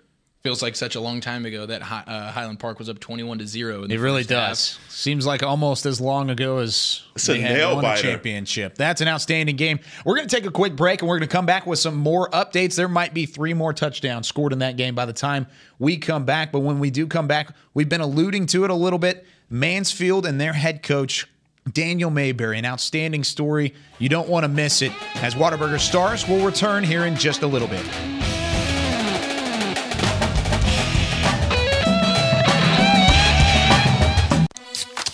This is the Pepsi that your father drank and your grandfather drank. When I was your age, we worked for And your grandmother, she drank it too before she met him. That was quite the catch, you know. We know. This is the Pepsi that your Uncle Ted drank when rock sounded like this. And the one he drinks now that rock sounds like this.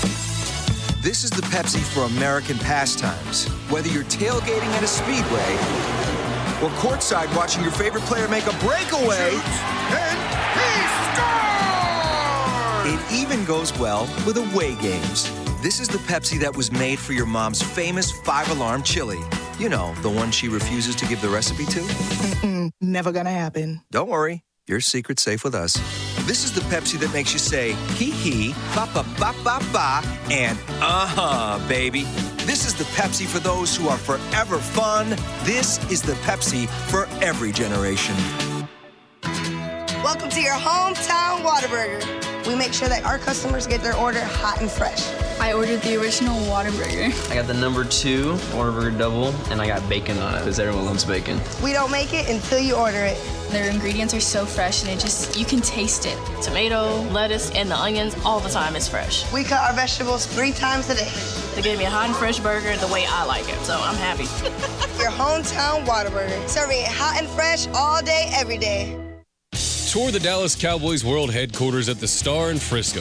VIP guided tours give Cowboys fans an inside look at the place where the Dallas Cowboys train and work. Fans have the opportunity to see the Cowboys' state-of-the-art war room, grand atrium, a display of all 5 Super Bowl trophies and rings, and more. Connect with the Cowboys in ways you never imagined. VIP guided tours are available daily. Get your tour tickets now at thestarinfrisco.com. That's thestarinfrisco.com. It's true. Everything's better when the Cowboys win, especially Papa John's Pizza. New this season, every time the Cowboys win, you get 50% off regular menu price pizzas the next day at papajohns.com. That's half-price pizzas with promo code CowboysWin. Better ingredients, better pizza. Papa John's, official pizza of your Dallas Cowboys. Limited time offer. Not valid with any other coupons or discounts. Prices, participation, delivery area, and charges may vary. Dr. Pepper is the one you crave. But But how do you explain that craving? Imagine a surging river of ice-cold Dr. Pepper, roaring with carbonated mists of desire. You're dangling above it, upside down, like a fishing lure in the wind. 23 flavors tickle your nose, but the river is too far away to taste. Dr. Pepper calls to you. You. Now that is a Dr. Pepper craving. Dr. Pepper, the one you crave. Located at Dallas Cowboys Headquarters at the Star in Frisco, Cowboys Fit offers a comprehensive gym experience with over 60,000 square feet of workout space, personal training, group fitness classes, a heated rooftop pool, and luxury amenities, including the same state-of-the-art equipment used in the Dallas Cowboys team facility. A dedicated recovery lounge featuring hydro massage and cryotherapy, a health and nutrition bar, and so much more. For more information or to join, visit cowboysfit.com. Maybe you need a little extra room to relax. Maybe you're on your way to celebrate and wouldn't mind complimentary wine, beer, and spirits. Or maybe earlier boarding and easier access to the overhead bin means you're getting settled in sooner. Whatever the reason, give your next trip a little something, well, extra with Main Cabin Extra. American Airlines. Shorts and sneakers, helmets, shoulder pads, knee pads, and cleats. Adidas and JanSport, Under Armour and Nike, hoodies, jerseys, leggings, and shoes. Start your back-to-school season for less with our head-to-toe selection of sports essentials for under $30 and top brands and footwear under $60. Academy Sports and Outdoors, for all for less. Ever wonder what it's like to play for the Dallas Cowboys? We scratch, we claw, we fight. To sit in the same locker room as your favorite Cowboys players. To run into the end zone. Touchdown, Cowboys! You could do all that and more when you tour AT&T Stadium. Play on the field. See the Dallas Cowboys cheerleaders' locker room. And gain access to areas where fans are never allowed on game day. It's all possible with AT&T Stadium Tours. Presented by SeatGeek. Tours are available daily. Visit attstadium.com for details.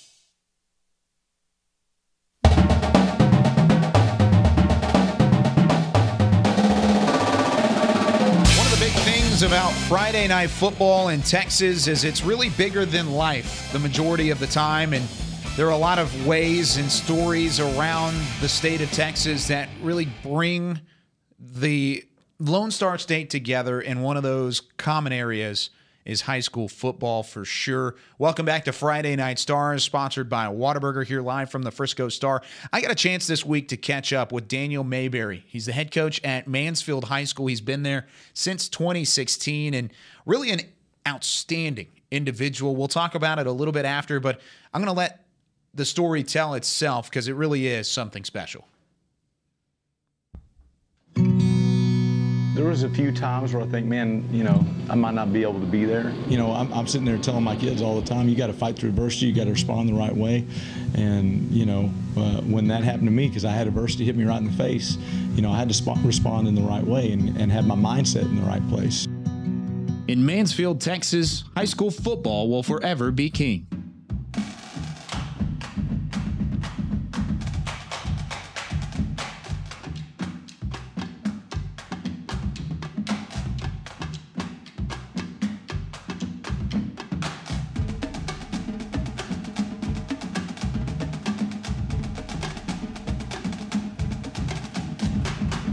But from head coach Daniel Mayberry, before the glory comes the grind.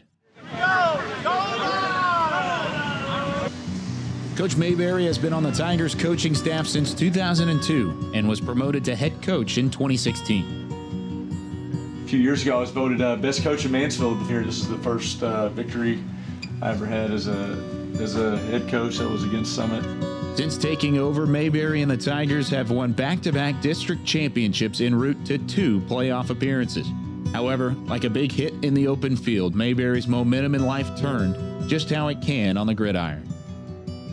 After feeling weak one day in early January, Mayberry went in for a checkup when a bone marrow biopsy revealed stage 4 non-Hodgkin's lymphoma, an incurable condition. Coach Mayberry, his wife Cammie, along with their 2 daughters, were shaken.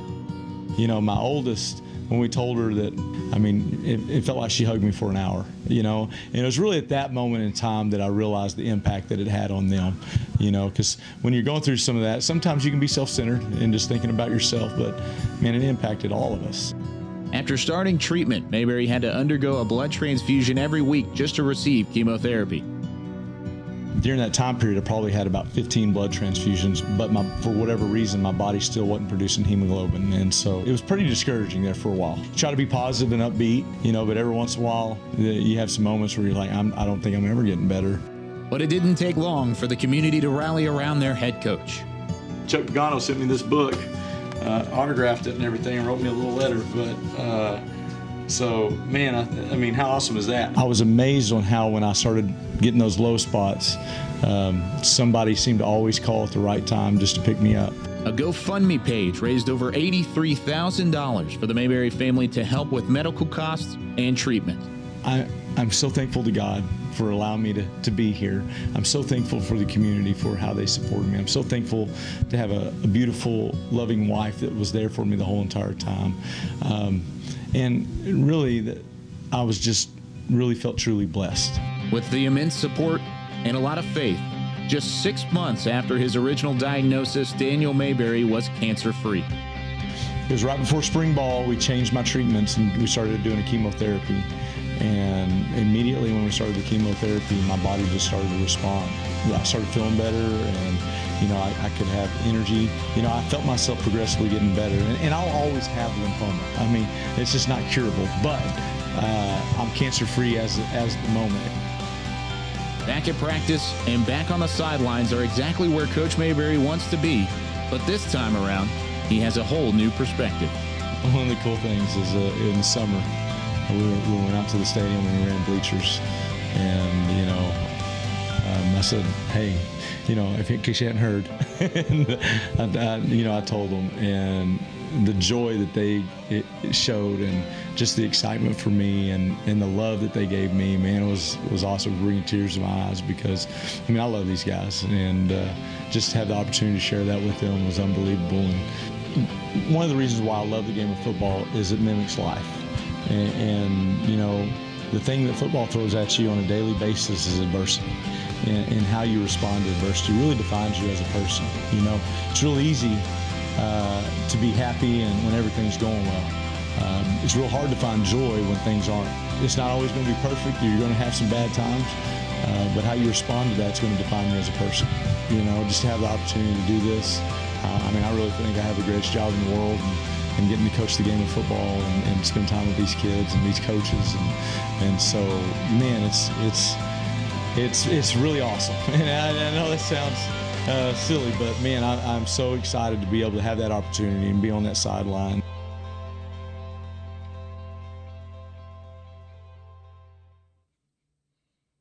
Definitely one of the stories of this new season of Friday Night Football and Friday Night Stars, and being able to kind of spend some time around Coach Mayberry. He was at practice, and even before I had a chance to speak to him in person, he was out on the field, and I could hear him from the sidelines when I was filming some of those highlights. And one of the big things that he was saying is put the team before yourself. Put others before yourself. That's the only way you're going to be successful, and that's It first off, it was just it was nice to see that, because you see the product on Friday nights. You don't necessarily see the grind and the hard work that's put into it. And then you also don't normally, I know I'm guilty of this, but you don't normally see the human side of it as well. And that's exactly what Coach Mayberry brings to the table. An outstanding story. I know you were talking about how it's just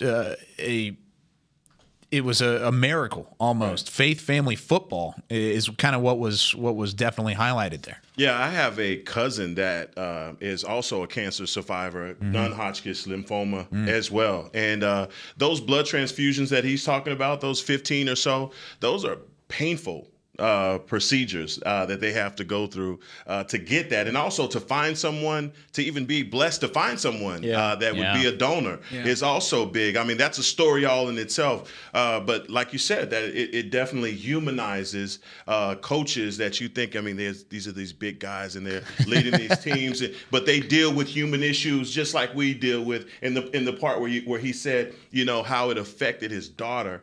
I just thought that was an amazing story. First of all, that was great. Thank you. I appreciate that. Yeah, thanks, awesome. You're a jerk for getting me choked up on a Friday night. Right? Like, my goodness. I didn't come in here for that. I didn't come here to cry. But man, what a story! And it just shows you what high school football can do, bringing a community together. I mean, you see they did a GoFundMe for him. The whole community coming together to help, you know, take care of some of those treatment costs that you know are ridiculously expensive. Absolutely. And then it really draws. I mean, how fun is that for those guys now to be out on the field together tonight? They all know what they've gone through. This isn't the typical offseason of a football team. Week one's always exciting, but for a team like that and a guy like that and a community like that, man, that is just incredible stuff. I don't know if you knew this, but Coach Mayberry is one of my guys. Oh, is he? Oh, of course we knew that. I'll tell you what. We're going to start just bringing a list. Wolchuk's guys, Chiofalo's guys. Everybody else's guys. I got two.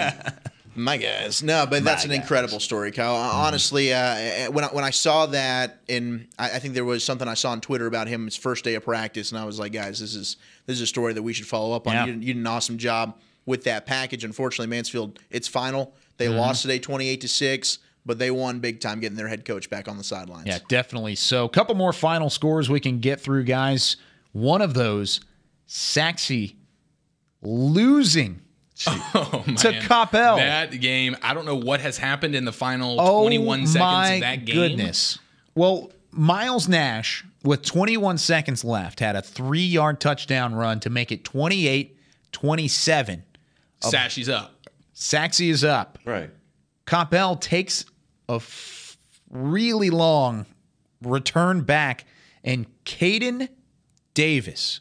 We talked about it in the open, Zach. Kickers are people too. Yes, they are. 57-yard field goal to win it as time expires. Oh, my God. As a high school kicker. That is unheard of. Oh, my goodness. We have Jason Thomas on the field at that game. We're going to try and get a hold of Jason here in just a little bit so he can talk through the emotion of what just happened. But holy cow, what a way. 57 yards. 57, that's what it says right here. 57-yard field goal. It had to have been a square toe shoe that he kicked. My Who do we have waiting for us here? Jason Thomas? Jason Thomas. He's a friend of mine. He's being revived right now, and then he'll join us. He's had a heart attack. The craziness that just took place out there. My goodness. I was just telling you guys, there's 20 seconds left.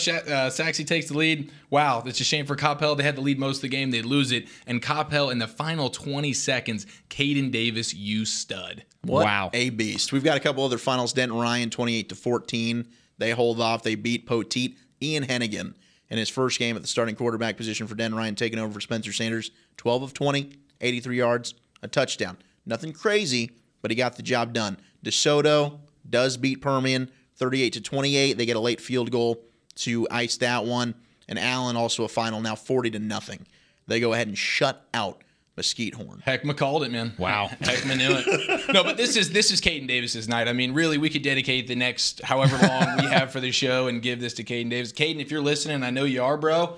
Whataburger's on me tonight, Caden. What a player of the night, Caden. How about Davis. this? Let's open it triple up. Meat, triple cheese, honey butter chicken biscuit. That's on me tonight. I'm almost certain that Caden Davis is not watching Whataburger Friday Night Stars right now because he's living it up at a Whataburger nearby. But 217-872-2102. Call that number now, please. You think that's the first time a kicker's been carried off the field? No. I guarantee you. It's definitely not the first time. Definitely not the first Caden Davis time. is being carried I don't off know the what field football right you've now. been watching for your Now, maybe 22 it's the first years time of life. somebody named Caden Davis. Yes. 57 that yards. Guy's been carried out. Did he just break a record? For high school, that's a good question. That has to be a high school record. 57 yards has to be. No, I mean, I can try and look it up, but that's an unbelievable. Wolchuk can't even throw the ball 57 yards. I'll tell you what, misery loves company, and I want to tell you that Euless Trinity is beating Waco Midway 37-7. Thank you. Appreciate it. Hey, in my pick'ems at work, I scored, or I chose Trinity, so I guess I'm technically not always a homer in that facet. Well, yeah. That's weak sauce, Youmans. Sorry. Hey, I'm trying to win the pick 'em. I'm sorry. Stick to I your love my guys. There's something about school pride, and doesn't look like you didn't have it. Got none. Well, yeah, I was right. Highland Park's back on top of Rockwall 42-35 as well in the fourth quarter. That one, fourth quarter just got underway. What the heck happened at Jesuit tonight, gentlemen? We were all high on them coming into the game. Well, Jesuit, I think, was high on themselves. They were feeling it early, and all of a sudden, Arlington woke up. That's to 22. That's a really good. That's a really, really good team with Arlington and the Colts. But we were talking about this Coppell matchup, and Saxe taking the lead with 20 seconds left. Coppell with a big-time field goal. We've got Jason Thomas on the line. Jason, first off, are you okay? Are you breathing after that matchup? I could barely even make it across the field. The kids stormed the field as the Cowboys came up with 1 second left on the clock and kicked a 60-yard field goal to win. It's in regulation. Wow, and you're okay. We don't need to call anybody. I'm okay, but the energy is ecstatic over here at Buddy Eccles Field. Well, tell us what happened. What was the lead up to what really ended up being an unbelievable kick from Caden Davis? And that's a Coppell program that has had some issues kicking in the past. Well, Davis kind of threw all that away and showed once again why he's one of the top kickers in the state. Yeah, in the second half, both teams didn't do too much, but they left their best for the last few minutes. The Mustangs drove 80 yards with 3 minutes left in the fourth quarter, and it looked like it was over. The wind was out in the stadium.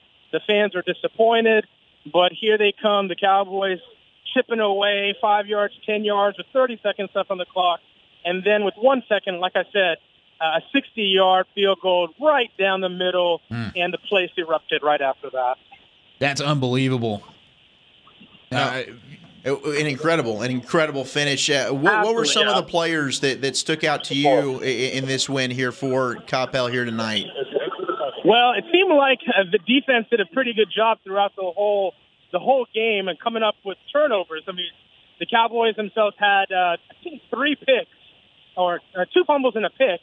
So the overall defense, I think, would be the player of the game, if you might say, for the team. But overall, a great job by the offense and the defense and the coaching staff to put a plan together to give us a Friday night thriller.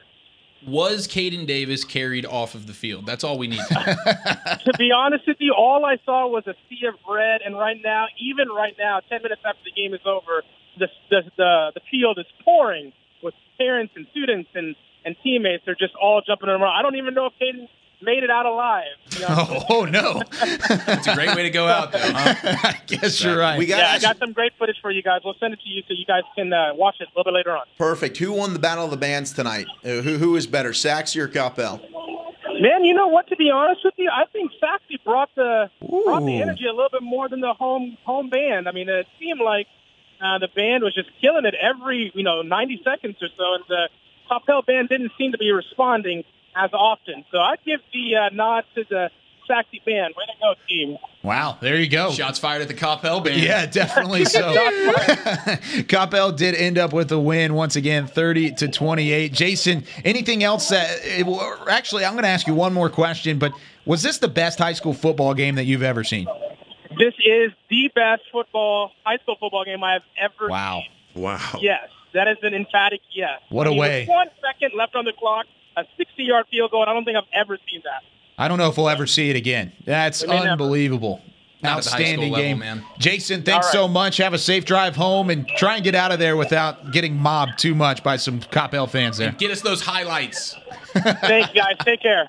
Thanks, Jason. Jason Thomas on the call, and wow. And the legend grows from 57-yard field goal to 60-yard field goal. Tomorrow it's a 75. He kicked it the length of 2 mountains in a valley, baby. And the legend grows. Caden Davis. Oh, man. What an unbelievable start to Friday night football. Texas high school football is back, and it is back in action. We'll be back in just a little bit. We're going to take a quick break. When we come back, we'll talk about some of these highlighted matchups, update some final scores, and then tell you about some other games that are in the fourth quarter. We're live from the Star in Frisco, home of the Dallas Cowboys headquarters, and this is Friday Night Stars.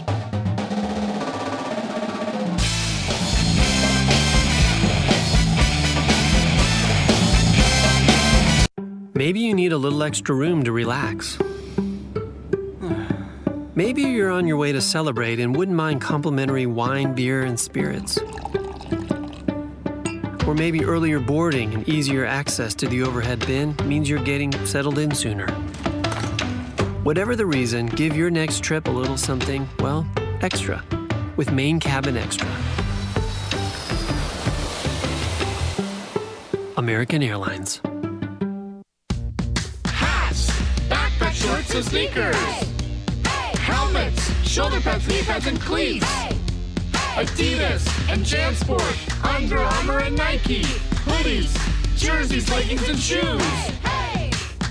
Start your back-to-school season for less with our head-to-toe selection of sports essentials for under $30 and top brands and footwear under $60. Academy Sports and Outdoors, for all for less.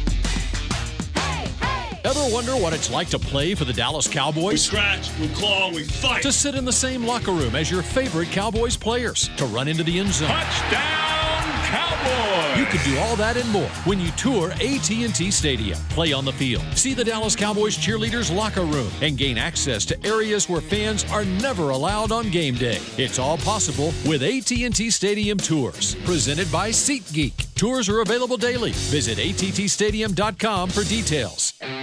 It's true. Everything's better when the Cowboys win, especially Papa John's Pizza.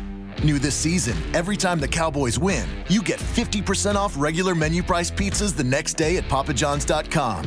That's half-price pizzas with promo code CowboysWin.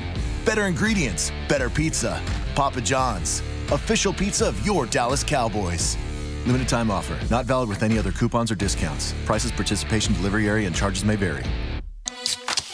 This is the Pepsi that your father drank and your grandfather drank. When I was your age, we worked for... And your grandmother, she drank it too before she met him. That was quite the catch, you know. We know. This is the Pepsi that your Uncle Ted drank when rock sounded like this.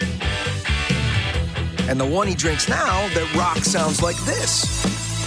This is the Pepsi for American pastimes. Whether you're tailgating at a speedway or courtside watching your favorite player make a breakaway. It even goes well with away games. This is the Pepsi that was made for your mom's famous 5-alarm chili. You know, the one she refuses to give the recipe to. Never gonna happen. Don't worry, your secret's safe with us. This is the Pepsi that makes you say, hee, ba, ba, ba, ba, ba, and baby. This is the Pepsi for those who are forever fun. This is the Pepsi for every generation. Welcome to your hometown Whataburger. We make sure that our customers get their order hot and fresh. I ordered the original Whataburger. I got the number 2 Whataburger double, and I got bacon on it because everyone loves bacon. We don't make it until you order it. Their ingredients are so fresh, and you can taste it. Tomato, lettuce, and the onions, all the time is fresh. We cut our vegetables 3 times a day. They gave me a hot and fresh burger the way I like it, so I'm happy. Your hometown Whataburger. Serving it hot and fresh all day, every day. Dr. Pepper is the one you crave. But how do you explain that craving? Imagine a surging river of ice-cold Dr. Pepper, roaring with carbonated mists of desire. You're dangling above it, upside down, like a fishing lure in the wind. 23 flavors tickle your nose, but the river is too far away to taste. Dr. Pepper calls to you. You. Now that is a Dr. Pepper craving. Dr. Pepper, the one you crave. Tour the Dallas Cowboys World Headquarters at the Star in Frisco. VIP guided tours give Cowboys fans an inside look at the place where the Dallas Cowboys train and work. Fans have the opportunity to see the Cowboys' state-of-the-art war room, grand atrium, a display of all 5 Super Bowl trophies and rings, and more. Connect with the Cowboys in ways you never imagined. VIP guided tours are available daily. Get your tour tickets now at thestarinfrisco.com.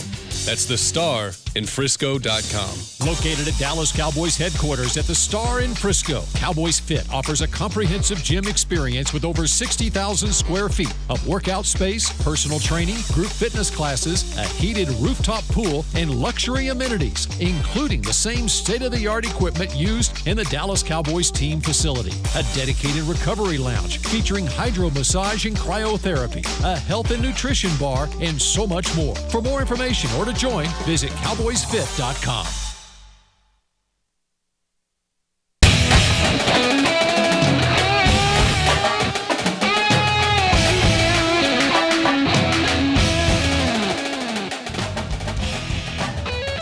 Well, Friday night football is back in Texas, and my goodness, we've got some chaos around the North Texas area. Coppell with a 57-yard field goal to beat Saxe as time expired. But I don't even know if that's the craziest thing that has been going on right now in the North Texas area in terms of high school football. Highland Park, Rockwall. Right now, Highland Park leading 47-35.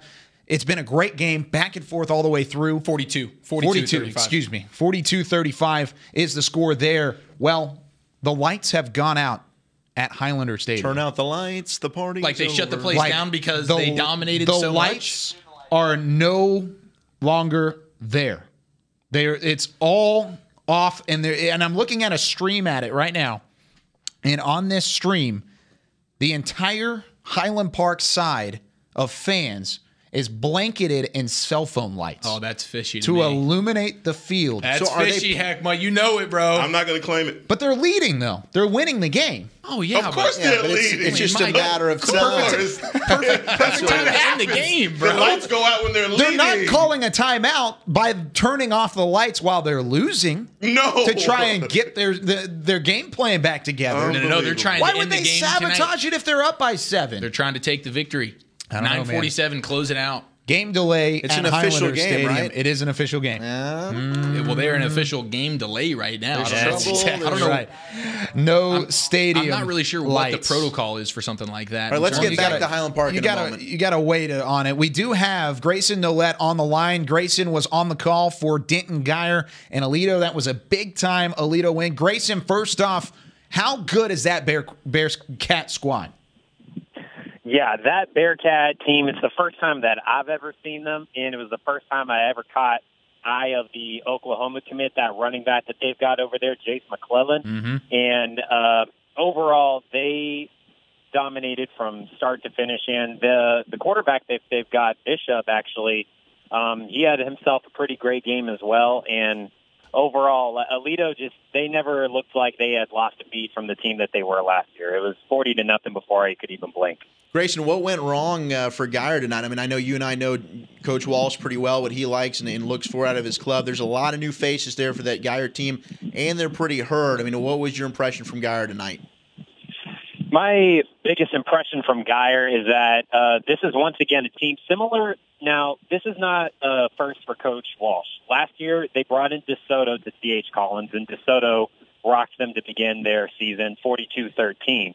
So Walsh loves to bring in a big non-district team to come and play his Wildcats before they begin district play, to give them, basically a wake-up call before their actual season starts. So in the grand scheme of things, this game doesn't hurt Denton Geyer and their overall chances of making the playoffs. But my biggest impression of this Denton Geyer Wildcat squad after just one game against Toledo is that they've got a lot of questions to answer, and they have a lot of stuff to figure out. And they've also got they honestly haven't even seen their best team take the field yet, because going into tonight, less than 2 weeks ago, they see their starting defensive tackle, Grant Mahone. He fractures his vertebra, unfortunately, and he's out all season, Oklahoma State commit.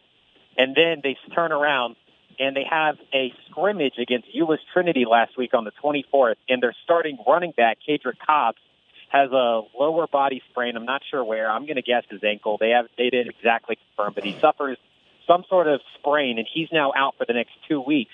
He's not even going to be playing for the next 2 games. So Denton Geyer did not see their best team take the field. They didn't even see their best player, Cobbs, take the field. But still, they've got a brand-new quarterback in Eli Stowers, who's never played a lick of Texas high school football in his life. He's a sophomore, played his first game of football today, of high school football, and he takes on basically the best team in 5A in Aledo. And so I guess what I'm saying is, yeah, they lost 40-0, but in the grand scheme of things, I think it was definitely a learning experience for a Denton Geyer Wildcat team that is completely different from their 2017 squad. And I think John Walsh is going to have to just feel things out, and this team's just going to have to learn as their season goes along, and they're going to have to find an identity. We know about Jace McClellan. What did you think about Jake Bishop in the passing attack for Aledo? Are they a pretty balanced offensive squad?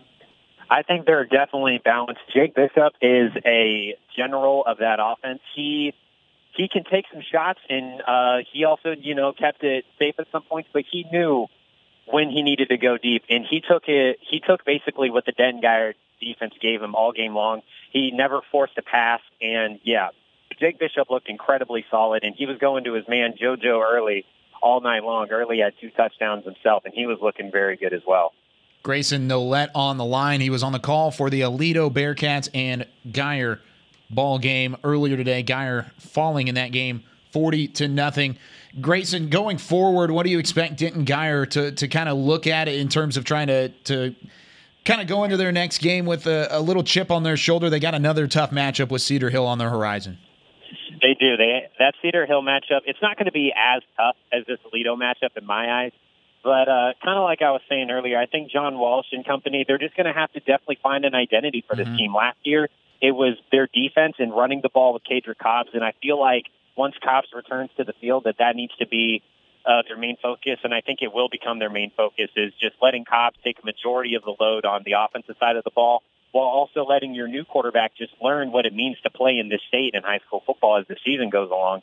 But then you just hope that defense, they lost a lot of big names last year, guys like Arian Bott and Dylan Borey, a middle linebacker, that they just need to feel out and just get that defense back to where it was last season. So I think that if Cobbs is as good as he was last year, and if that defense can step up the way that it did last year, they're going to be just fine. Now, Grayson, this is Hekma Harrison here. Let me ask you, was there ever at any time in this ball game that Geyer looked like they were threatening Aledo? Yeah, absolutely. And now it wasn't very much in the first half. In the first half, there was basically nothing to be offered for Geyer's offense. But in the second half, they threatened a couple times, and they even got inside the red zone. And then they were probably it was like 3rd and goal at the 10-yard line. And this quarterback, Eli Stowers, tries to throw basically an out route to his tight end. Would have been an easy touchdown, but a safety steps right in front of it, took it back 98 yards, and that was the closest they had got to threatening. So there were a couple times, especially in the second half, that they almost scored, but Aledo just wasn't having it.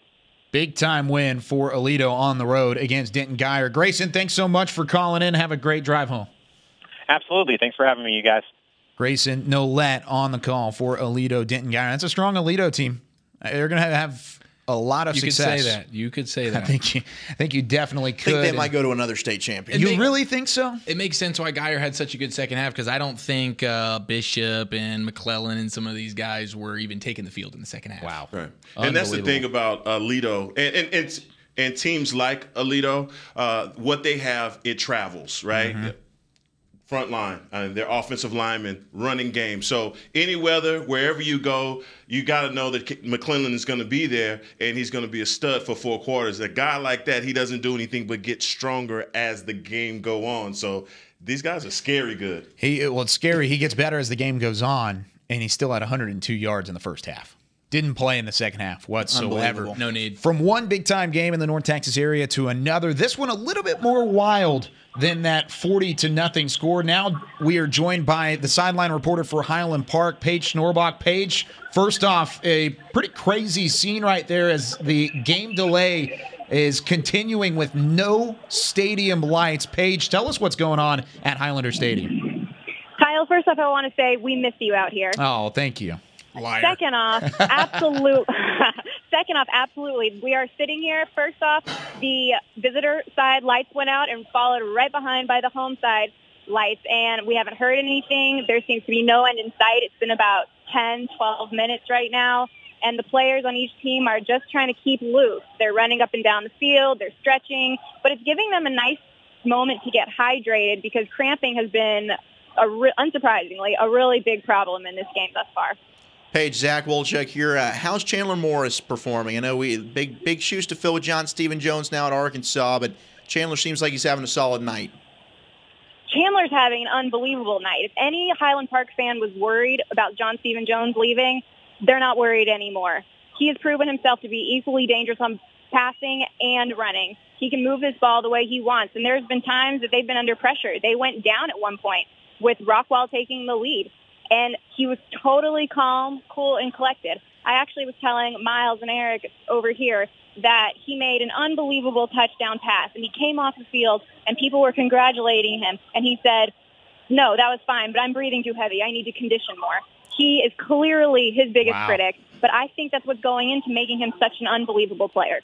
What a football guy Chandler Morris is. What about my boy Prince Doorbaugh? Has he put his imprint on this game defensively? Because that Highland Park defense has surrendered 35 points. There's still 10 minutes to go in that game.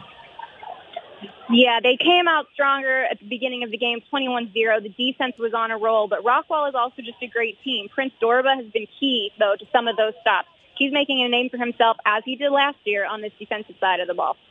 Hey, Paige, do we know what the UIL conditions are for a game like this if the lights go out or weather-related? How long are they going to have to, to keep the kids there in a delay? I have no idea. I didn't even get a chance to really look up that information before I had to jump on a call with y'all. Yeah, okay. That's outstanding. I mean, live report here from Paige Schnorbach. Paige, thanks so much for joining us. Hopefully you'll get back underway here in the next couple of moments. I'm keeping my fingers crossed.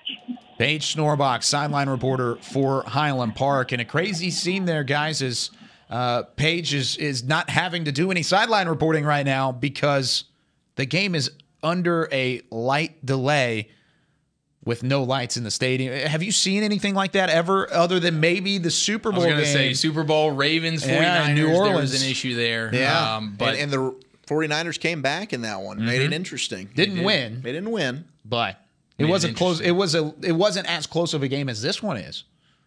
No, absolutely. And you wonder if Highland Park, I mean, they do have the lead, as you mentioned, so why would it be something that they would want to do? But, man, this is sort of unheard of, and that's a great question by you asking Paige, wondering what the heck is the protocol for this? How late do you go? If the lights don't come on, do we reschedule? Are we playing this thing tomorrow? What are we doing here? Someone knows, right? Somebody has to know. Someone knows.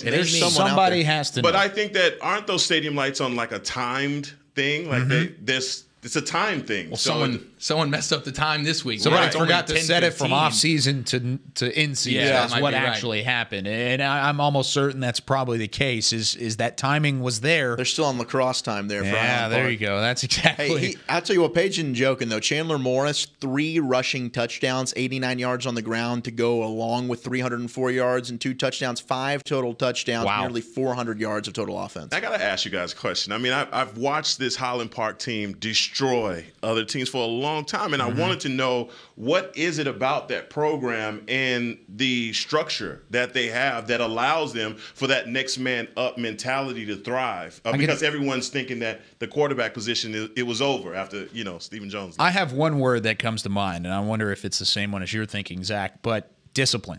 Discipline. That's one big word in that Highland Park program that Coach Randy Allen has instilled in every single one of those Scott's players, is discipline and being able to have that next man up mentality, but also do the work behind the scenes before that even happens, so that whenever that opportunity does come, they're ready for it, because the guys before it them have done the same exact thing. For instance, they also lost to Cade Sawstad.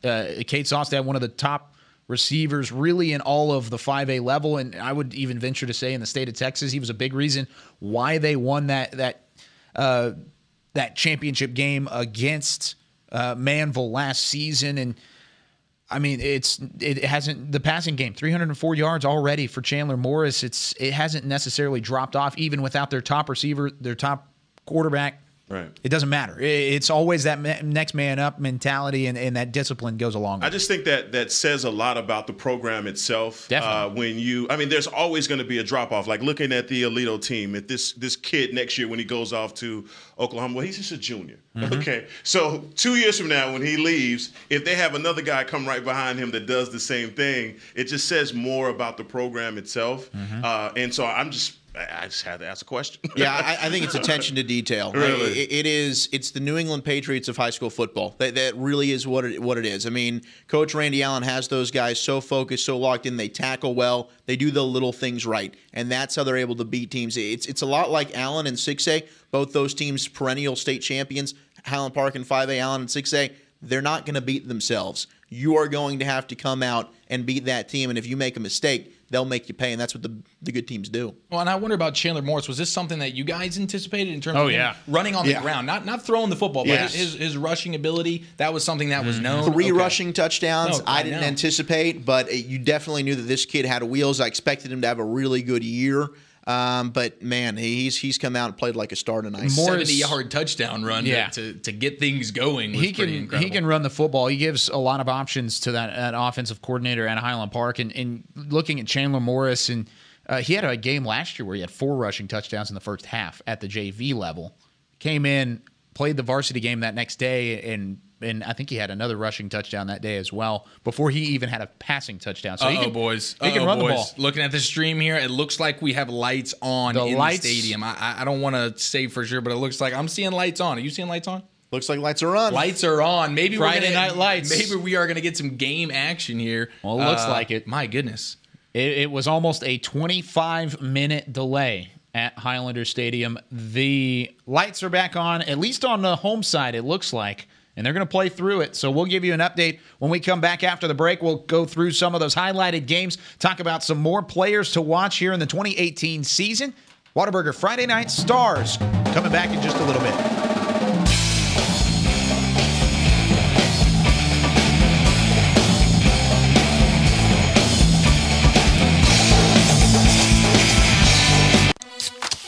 This is the Pepsi that your father drank and your grandfather drank. When I was your age, we worked for. And your grandmother, she drank it too before she met him. That was quite the catch, you know. We know. This is the Pepsi that your Uncle Ted drank when rock sounded like this.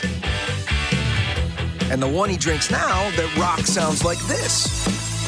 This is the Pepsi for American pastimes. Whether you're tailgating at a speedway or courtside watching your favorite player make a breakaway. It even goes well with away games. This is the Pepsi that was made for your mom's famous 5-alarm chili. You know, the one she refuses to give the recipe to? Never gonna happen. Don't worry, your secret's safe with us. This is the Pepsi that makes you say, hee-hee, ba-ba-ba-ba-ba, and baby. This is the Pepsi for those who are forever fun. This is the Pepsi for every generation. Welcome to your hometown Whataburger. We make sure that our customers get their order hot and fresh. I ordered the original Whataburger. I got the number 2 Whataburger double, and I got bacon on it because everyone loves bacon. We don't make it until you order it. Their ingredients are so fresh, and you can taste it. Tomato, lettuce, and the onions all the time is fresh. We cut our vegetables 3 times a day. They gave me a hot and fresh burger the way I like it, so I'm happy. Your hometown Whataburger, serving it hot and fresh all day, every day. Tour the Dallas Cowboys World Headquarters at the Star in Frisco. VIP guided tours give Cowboys fans an inside look at the place where the Dallas Cowboys train and work. Fans have the opportunity to see the Cowboys' state-of-the-art war room, grand atrium, a display of all 5 Super Bowl trophies and rings, and more. Connect with the Cowboys in ways you never imagined. VIP guided tours are available daily. Get your tour tickets now at thestarinfrisco.com. That's thestarinfrisco.com. It's true. Everything's better when the Cowboys win, especially Papa John's Pizza. New this season, every time the Cowboys win, you get 50% off regular menu price pizzas the next day at papajohns.com. That's half-price pizzas with promo code CowboysWin. Better ingredients, better pizza. Papa John's, official pizza of your Dallas Cowboys. Limited time offer, not valid with any other coupons or discounts. Prices, participation, delivery area, and charges may vary. Dr. Pepper is the one you crave. But how do you explain that craving? Imagine a surging river of ice-cold Dr. Pepper, roaring with carbonated mists of desire. You're dangling above it, upside down, like a fishing lure in the wind. 23 flavors tickle your nose, but the river is too far away to taste. Dr. Pepper calls to you. You. Now that is a Dr. Pepper craving. Dr. Pepper, the one you crave. Located at Dallas Cowboys Headquarters at the Star in Frisco, Cowboys Fit offers a comprehensive gym experience with over 60,000 square feet of workout space, personal training, group fitness classes, a heated rooftop pool, and luxury amenities, including the same state-of-the-art equipment used in the Dallas Cowboys team facility. A dedicated recovery lounge featuring hydro massage and cryotherapy, a health and nutrition bar, and so much more. For more information or to join, visit cowboysfit.com. Maybe you need a little extra room to relax. Maybe you're on your way to celebrate and wouldn't mind complimentary wine, beer, and spirits. Or maybe earlier boarding and easier access to the overhead bin means you're getting settled in sooner. Whatever the reason, give your next trip a little something, well, extra with Main Cabin Extra. American Airlines. Hats, backpack shorts and sneakers. Helmets, shoulder pads, knee pads, and cleats. Adidas and JanSport, Under Armour and Nike. Hoodies, jerseys, leggings, and shoes. Start your back-to-school season for less with our head-to-toe selection of sports essentials for under $30 and top brands and footwear under $60. Academy Sports and Outdoors, for all for less. Ever wonder what it's like to play for the Dallas Cowboys? We scratch, we claw, we fight. To sit in the same locker room as your favorite Cowboys players. To run into the end zone. Touchdown, Cowboys! You can do all that and more when you tour AT&T Stadium. Play on the field. See the Dallas Cowboys cheerleaders' locker room and gain access to areas where fans are never allowed on game day. It's all possible with AT&T Stadium Tours. Presented by SeatGeek. Tours are available daily. Visit attstadium.com for details. This is the Pepsi that your father drank and your grandfather.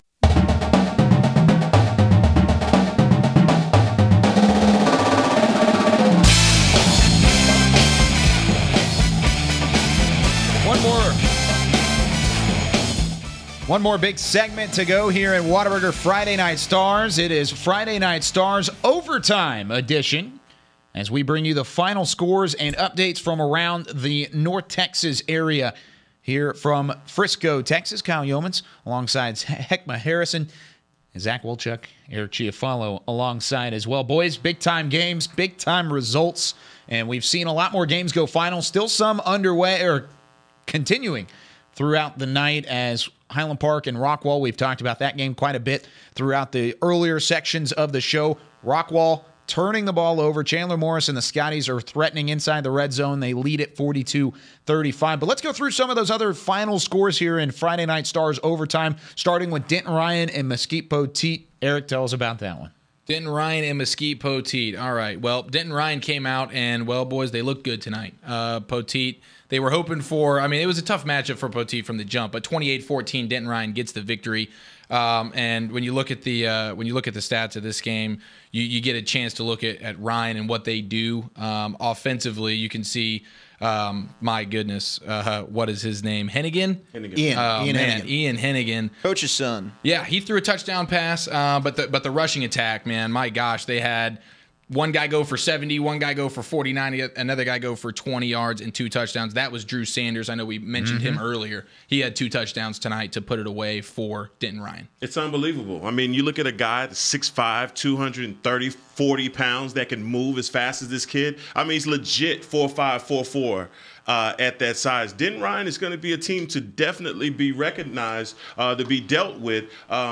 Keep that in mind, man. Drew Sanders, complete stud transfer. And not a big game for Seth McGowan. I know we were talking about him as a running back. He is an absolute stud. He only had 59 yards rushing, so that Denton Ryan defense was putting the clamps on that rushing attack for Poteet. Yeah, the Ryan defense, they've got some studs. Deshaun Neal up front, the defensive lineman, 6 foot, 180 pounds, 57 tackles. I think most of their returning starters are in that front 7 on defense. So they pride themselves on getting after the quarterback and stopping the run. Another score for Highland Park. Chalk up another touchdown run for Chandler Morris. What is that, 4? 4 touchdown runs for Chandler 6 Morris. 6 total touchdowns, yeah. 49-35 is the score. Outstanding update there. And we've got another update on the phone line. Zach Babb was at the Rowlett and McKinney Boyd game. First off, Zach, thanks for joining us here on Friday Night Stars. It's good to hear from you, buddy. And tell us about what happened with McKinney Boyd and Rowlett. Zachary Babb, are you there? Babby. Well, Zach Babb is MIA on the phone line. We were connected. You heard it yourself. I could hear it coming through. I know. He was there. Maybe he had us on mute, which I don't blame him for. He's still marveling at the stadium that he's been in all my goodness. Yeah, he's gorgeous. I can't wait to ask him about that stadium. I know. I knew you were going to ask him about it. I wonder how the press food was. Well, Wolchuk can't wait to ask him who won the Battle of the Bands. No.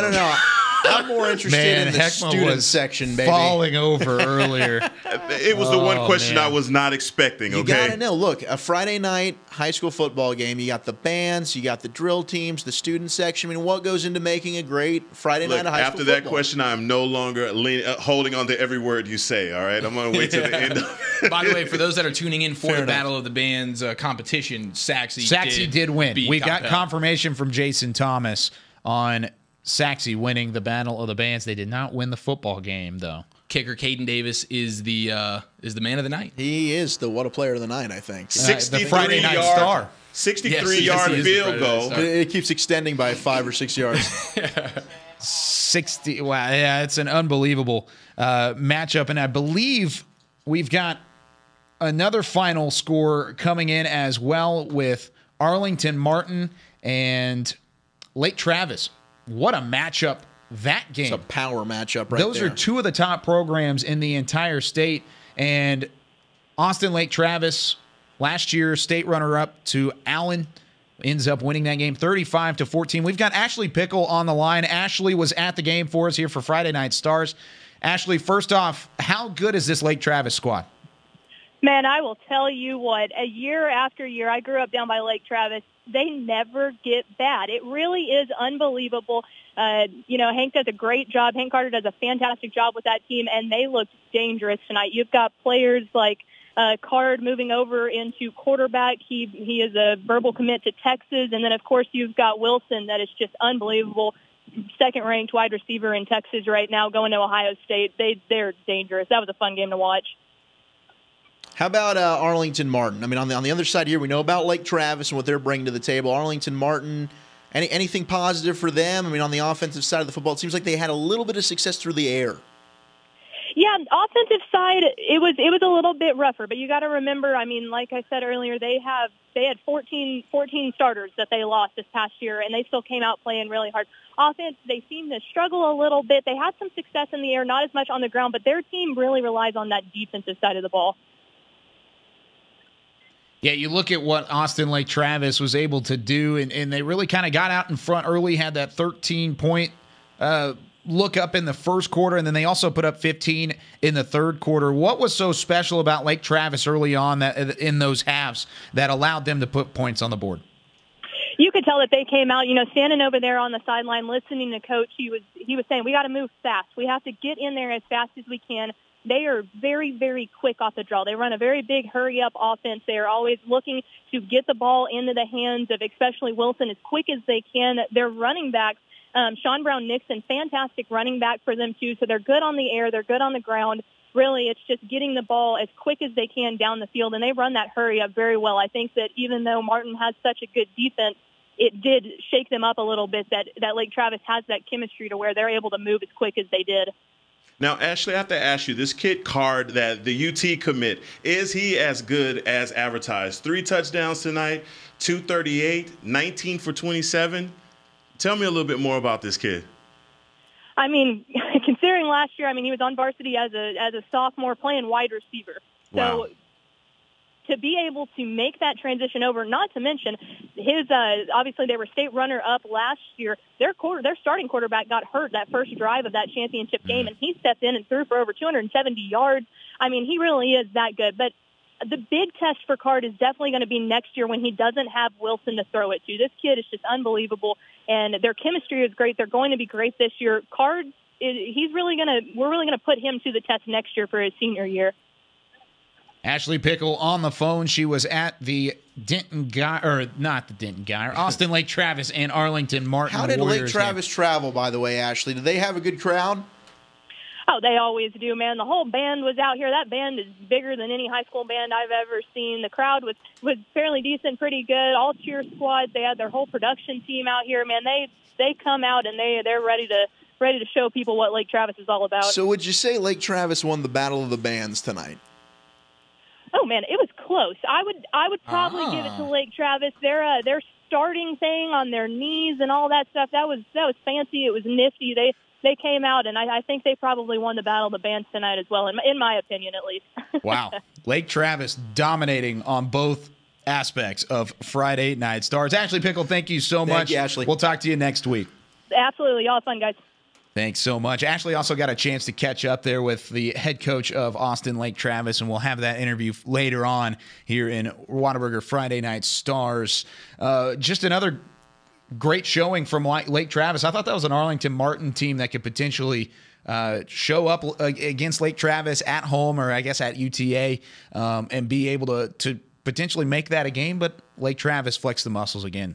Nationally ranked Lake Travis, it's still going to be definitely a big deal going into the playoffs. I mean, these guys are probably head and shoulders above a lot of teams, but their biggest competition right now seems to be themselves. Well, and they only gave up 28 yards passing tonight. I'm not sure how that's even possible in this day and age. Right. But you also look at it, penalties. Both teams had a lot of penalties. Arlington Martin, 15 penalties, 135 yards. That is a great way to lose football games. No doubt, but Travis I had think 12. that's a week one thing. I think you'll see if we're to look at the penalties across the board for most of these games tonight, this week's going to be bad for penalties. A lot of these kids trying to get out there, get those jitters out. You got a lot of kids coming up, probably playing their first varsity game. Right. So I think that's an excellent point. But penalties week one, I think you'll start to see that kind of clean itself up next week. 28 yards passing, though. My gosh. I mean, that's... you look at that total yards, 416 total yards for Lake Travis compared to just 170 for Arlington Martin. Really dominant performance by the Cavaliers. And no surprise. I mean, that's a team that's always put up big numbers offensively, and that's another one of those programs like we talked about earlier with Highland Park. Absolutely. Plug and play. I mean, those guys are going to be able to find a way no matter who's the coach, no matter who's playing, no matter who's actually on the field. It's always going to be a successful Cavalier squad. Now, that's phenomenal what she said. The quarterback going down, the quarterback they had last year going down, and here you have this sophomore come off the bench and throw for 270 yards. That means the quarterback of the future was always there, right? Yeah. Yeah, you're exactly right. And we'll go to that interview here in just a little bit. A lot of stuff to catch up on in terms of really the entirety of high school football around the area. Guys, as you're looking around these scoreboards and who's gone final so far, what are some of the ones that have surprised you? Arlington Jesuit. Yeah. That's the one that sticks out. I completely agree. It looked like Jesuit was going to run away with this one, and Arlington came back and spanked them 55-25. The final there. Held E.J. win. Smith to 82 yards. We know E.J. Smith is an absolute stud. Holding him to under 100 yards is an impressive feat. And it's just crazy because Jesuit's got so many starters returning on offense and defense. 7 on defense, 6 on offense. And you would think that experience would propel them to an early season victory over Arlington, but that just wasn't the case tonight. And credit to Arlington. I mean, my goodness, those guys were 400 yards passing for the quarterback, 7 touchdowns. On 16 completions. 7 of his 16 completions for touchdowns. Night. Yeah, Arlington's got a heck of a passing attack. I mean, you look at, they had 3 different receivers. Charles Brown, 3 catches, 118 yards, 2 touchdowns.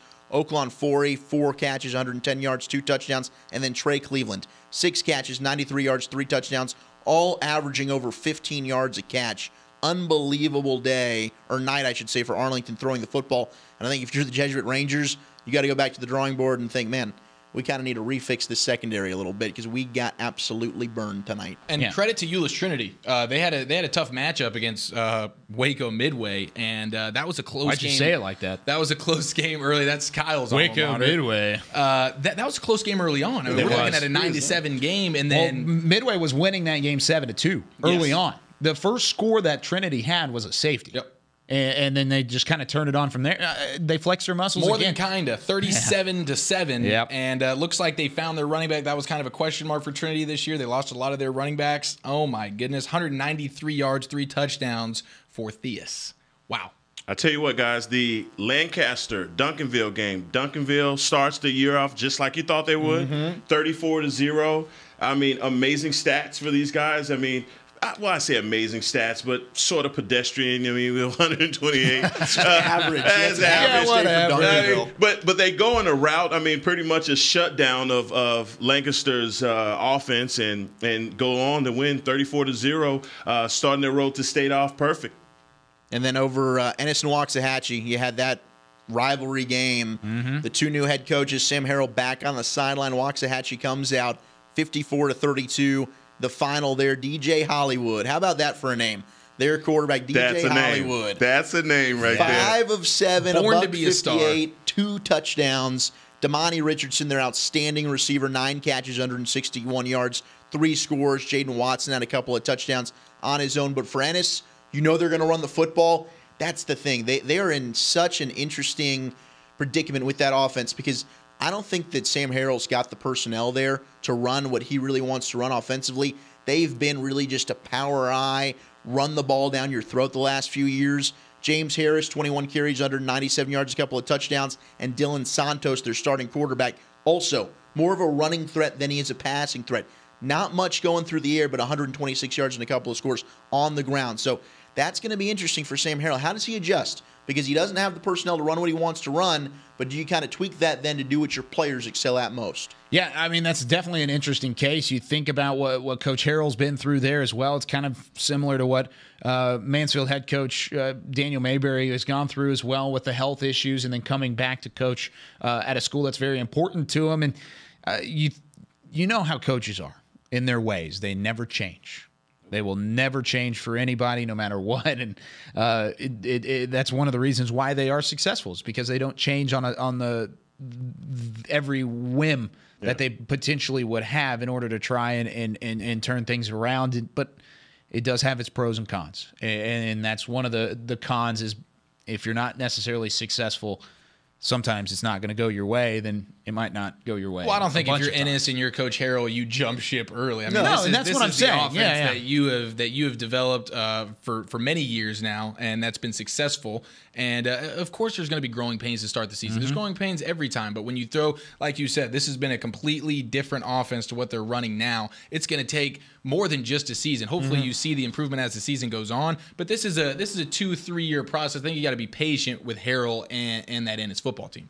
Yeah, and also you got to look at the fact that they'd still put up 462 yards, put up 32 A lot points. of that on the ground, which is their bread and butter, like you said. Yeah, I mean, that's not bad numbers. No. The defense might be the biggest question But you got to be able to throw the football. I mean, you just have to be able to throw the football. That's the issue. Defensively, they gave up 50 points. They're Yeah. not a team that's built to come back. They're a team that's built to play within themselves. They can hold the lead. They can control time and possession. Yeah. But if they get down multiple scores, then you're going to have problems. Then that means they can't make mistakes. Absolutely. No, you're 100% right, Hekma.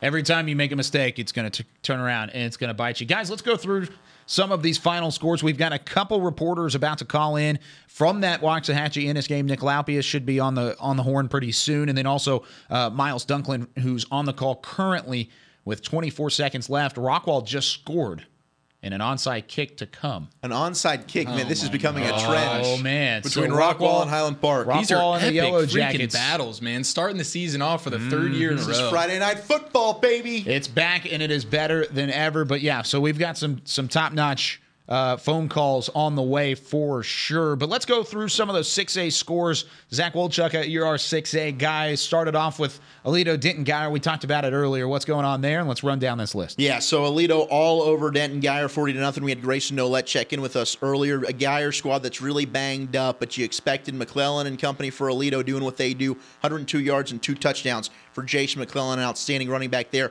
Arlington Bowie, 25-7. They beat Flower Mound. Birdville 31-24 over Keller Central. Huge matchup in Odessa. DeSoto and Odessa Permian. DeSoto going to take on the Mojo, and they get the win. 38-28, holding it down for the DF Dub out there over there in West Texas. North Garland, a 38-24 victory over Frisco Liberty. Frisco Reedy knocks off Plano West 46-14. The Wolves still awaiting their first win in over a year. Keller Fossil Ridge 14-10 over Flower Mound. Broken Arrow takes down Mansfield 28-6 in one of those interstate matchups between Oklahoma and Texas. Tulsa Union holding serve. Oklahoma now 2-0 in that series with Texas. Mansfield Lake Ridge, a really good squad there for Lake Ridge. They lose 36-30. Northwest Eaton knocking off Fort Worth Brewer 34-3. Allen all over Mesquite Horn 40-0. A Mesquite Horn team that is a lot better than that, but the Allen Eagles just doing what they do and beat teams into submission. Irving Nimitz 55-28 over Richardson, and Rowlett knocking off Boyd 45-21. And then it comes down to the game of the night so far. Coppell with a 57-yard field goal to win it over Saxe 30-28. We just talked about Arlington beating Jesuit a moment ago. North Mesquite defeating Arlington Sam Houston 22-12. We had Ashley Pickle let us know what happened with Lake Travis and Arlington. Euless Trinity 37-7 over your Waco Midway team. Kyle, I apologize for that. It's okay. But a good one between Richardson Pierce and Frisco Independence. 38-37 the final there, points galore left and right, and then Frisco Lone Star, probably the best team among all the Frisco schools, 42-2. They beat a Richland team. So that's just kind of a summary of some of these 6A scores. Yeah, top-notch games all the way around. You talk about even those blowout games. It gives you kind of an idea of how good some of those squads are, such as an Allen. Like you said, that Mesquite Horn team is not anything to sneeze at. No. And Cedar Hill, a 57-7 win over John Tyler. Yep. Some of these are still rolling in. Arlington Lamar beats Byron Nelson, Trophy Club Byron Nelson, 56-38. And the Colony. The Colony is a team to watch out for. A big win, 56-43 over North Crowley. How about these DISD schools? South Oak Cliff and Skyline in a brawl, 10-7. Sock is back. Wow. And they will make some noise this year. Big win for South Oak Cliff. A lot of good defense on that Sock squad for sure. Final at the 5A ranks, our crazy matchup between Highland Park and Rockwall. Highland Park recovered the onside kick, and they go on to win their 100th straight game against a Texas high school opponent at home. A lot of drama in that one, though. A lot of drama. 49-42 was the final score, but the Scotties do end up with the win. Eric, tell us about some of those 5A matchups. 5A matchups, we got a final Birdville over Keller Central, 31-24. Salina put it on Frisco Memorial, 54-0. Denton Ryan, we talked about it a minute ago, 28-14 over Mesquite Poteet. Fort Worth Southwest loses to Frisco Lebanon Trail. That was right here in our backyard at the Ford Center. 28-14, Frisco Lebanon Trail gets the victory there. And then Frisco Liberty falls 24-38 to North Garland. But Frisco Reedy stepping up for the Frisco Stools. I know Lone Star did the same thing. Frisco Reedy 46-14 over Plano West. Little M loses by a touchdown, 34-41 to Justin Northwest. That is my alma mater, so I'm feeling good about that one. There you go. I do think my alma mater. You are the only one that has We're the only one. They're holding it down. Hey, yep, good for you. Lincoln didn't get the dub today? Really? That was a neck-and-neck game, I thought. No, it was not. Surprising. No, it was definitely not. Carrollton We're all 0-1. Got smoked 50-0 by Midlothian. Carrollton RL Turner lost 7-33. Fort Worth Trimble Tech put it on them, and then Colleyville Heritage. I know Hekma, you know quite a bit about that school. They won 16-0 over North Forney. Cam Brown 3 catches, 104 yards and a touchdown. Doctor Cam Brown, as Hekma will call him. Put some respect on his name. 27-7 Red Oak over Denton Braswell. And let's see, Frisco Continental gets Centennial, 27-6 over Roy City. But I think we have Nick Laupius ready to join us. Yeah, we do. Nick Laupius is on the line. Nick was part of that Waxahachie-Ennis matchup where, of course, Waxahachie ended up winning 54-32. Nick, first off, big-time rivalry game. What was the atmosphere like in Ennis? Well, I tell you what, I got there right at kickoff, a little bit of traffic getting there, but I tell you what, it was electric. It was a lot of fun between those two schools, and I tell you what, that Mesquite team, or that Waxahachie team, I tell you, they're physical and they're big, and they showed that tonight. Yeah, Waxahachie, 54 points. What was so special about that offense in terms of the Indians? And was DJ Hollywood just kind of masterful in terms of running that offense? I tell you what, 3 of their scoring plays were 60-plus yards. Two of those being running plays, and then one of them was a screen that ended up going for 73 yards and a touchdown. So the biggest thing is that they were able to break off those big plays. It was really the running game that helped out Mesquite so much during that game. Didn't really pass it a whole lot. It was a lot of the ground attack, and it worked out really well for them. What did you think about the Ennis side, Nick? We kind of realized they struggled to throw the ball a little bit, but that run game was successful. But was it one of those things where they just kind of got too far behind and didn't have the firepower to catch back up? Yeah, they're down 14-0 early on. Dylan Santos, their quarterback, he's a small little guy, but I tell you what, he's very mobile. And he had a couple of rushing touchdowns, a couple of big running plays, and he was kind of bouncing off some of those bigger defenders. So that was kind of impressive to see the smaller quarterback taking on those big guys. But on the other side, like you said, the passing just really wasn't there. It didn't really click too well. They had a couple of big runs that they were able to break for some touchdowns, but it was just kind of falling behind early on and just not being able to keep up. You talked about really the big playability for Waxahachie. That's a team that has really relied on the big play over the last couple of years as a program. Now they go up against Mesquite Poteet next week. Do you expect much of the same? Yeah, probably. Again, I mean, they just looked really sharp to start off, and I think we'll see much of the same, and it wouldn't really surprise me one bit. I got a question. Zach's been dying to know. Battle of the Bands tonight. Who took that one for you? Was Ennis on top of that at least? I tell you what, Ennis, they were pretty good. They had a very solid halftime performance. I would give Ennis the Battle of the Bands tonight. Nice. So they didn't lose all over the place. I'm surprised by that. Nick, enough of this. Eric's trying to steal my questions here. Nick, I really want to know, this was a rivalry game. I'm sure the student sections were out in full force. Which one was louder and prouder tonight? That's a lot of hesitation. To start off the game, Ennis was, but I think for the majority of the game, it was on the Waxahachie side. And for Waxahachie to have that Seminole chant that they play almost every down, and so they were playing that, and their student section wasn't getting tired of that. So I think overall the Waxahachie student section took that home. Outstanding from Nick Laupius. Nick, have a great night. Drive safely on your way home, and thanks for calling in. We'll talk to you next week. All right, you guys have a good night. Nick Laupius at Waxahachie in Ennis reporting for Friday Night Stars. Man, he hung up pretty quick there. Yeah, he couldn't wait to he couldn't stop wait until speak. He was like, "Oh gosh, Kyle's talking. Got to get out of here now. Got to get out of the way. We got to beat this traffic home." 10 minutes left in our first ever show of Whataburger Friday Night Stars, and one of the big games that we've talked about all day long: Highland Park Rockwall. Back and forth it went. Highland Park winning again at home. It's something that Texas high school football fans have been accustomed to for the last decade and then some. And the man who was on the call, Miles Dunklin, is on the phone line. Miles, first off, crazy scene with the lights going out at Highlander Stadium. Tell us about that experience and how that really kind of changed the game.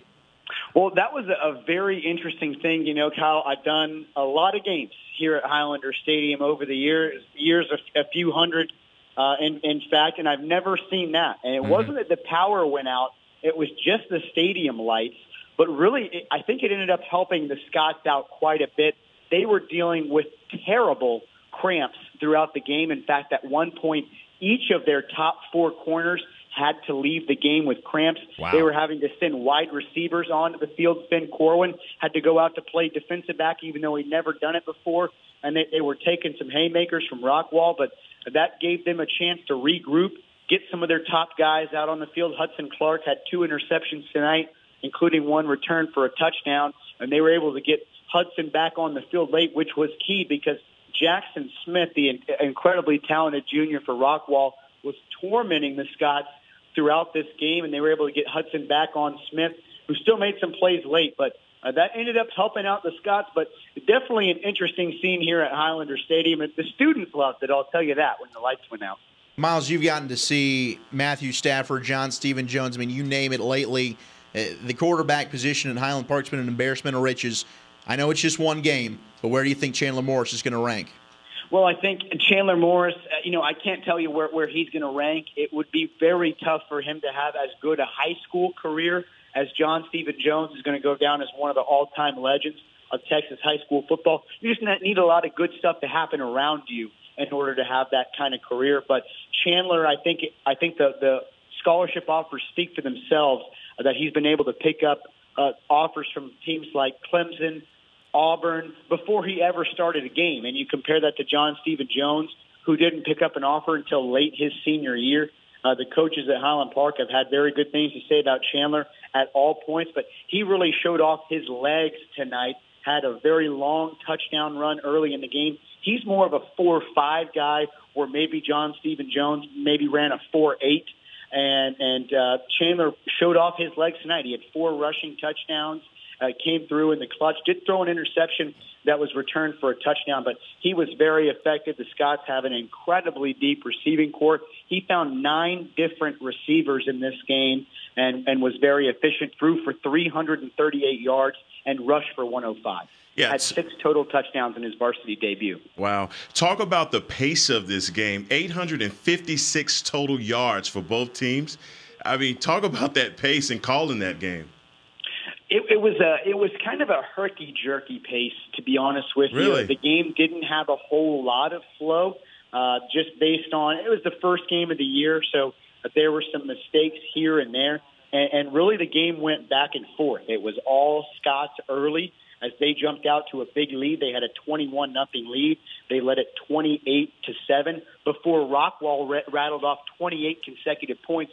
Rockwall scored with 2 seconds left in the third quarter, and then we're talking 4 minutes into quarter number 3, and Rockwall had a 7-point lead after being down by 21 going into the half. So it was an incredible turnaround, really a game of runs, but Highland Park was able to score 4 of the last 5 touchdowns to be able to take control, and they maintain that streak. They've now won 100 of their last 101 home games here at Highlander Stadium, and Randy Allen can say, as he starts his 20th season at Highland Park, that he's never lost to a team from Texas at Highlander Stadium. That's an unbelievable feat from Highland Park and the Scots, and it seems like it's an every-year thing now, a big blowout of points and a great back-and-forth game, a shootout, 49-42, the final score, the Scots getting the win. Miles, thanks for joining us. We'll talk to you soon, buddy. Thank you, guys. Miles Dunklin, who was on the call for Highland Park and Rockwall, an outstanding game there. Another big-time game, maybe not because of the firepower that was going on in terms of the actual scoreboard, but Rowlett at McKinney Boyd in that brand-new sparkling stadium, and we have Zach Babb back on the line. Zach, first off, tell us about that stadium. Zach, Wolchuk, I'm stealing your question here, but I do want to know, how's that stadium looking in McKinney?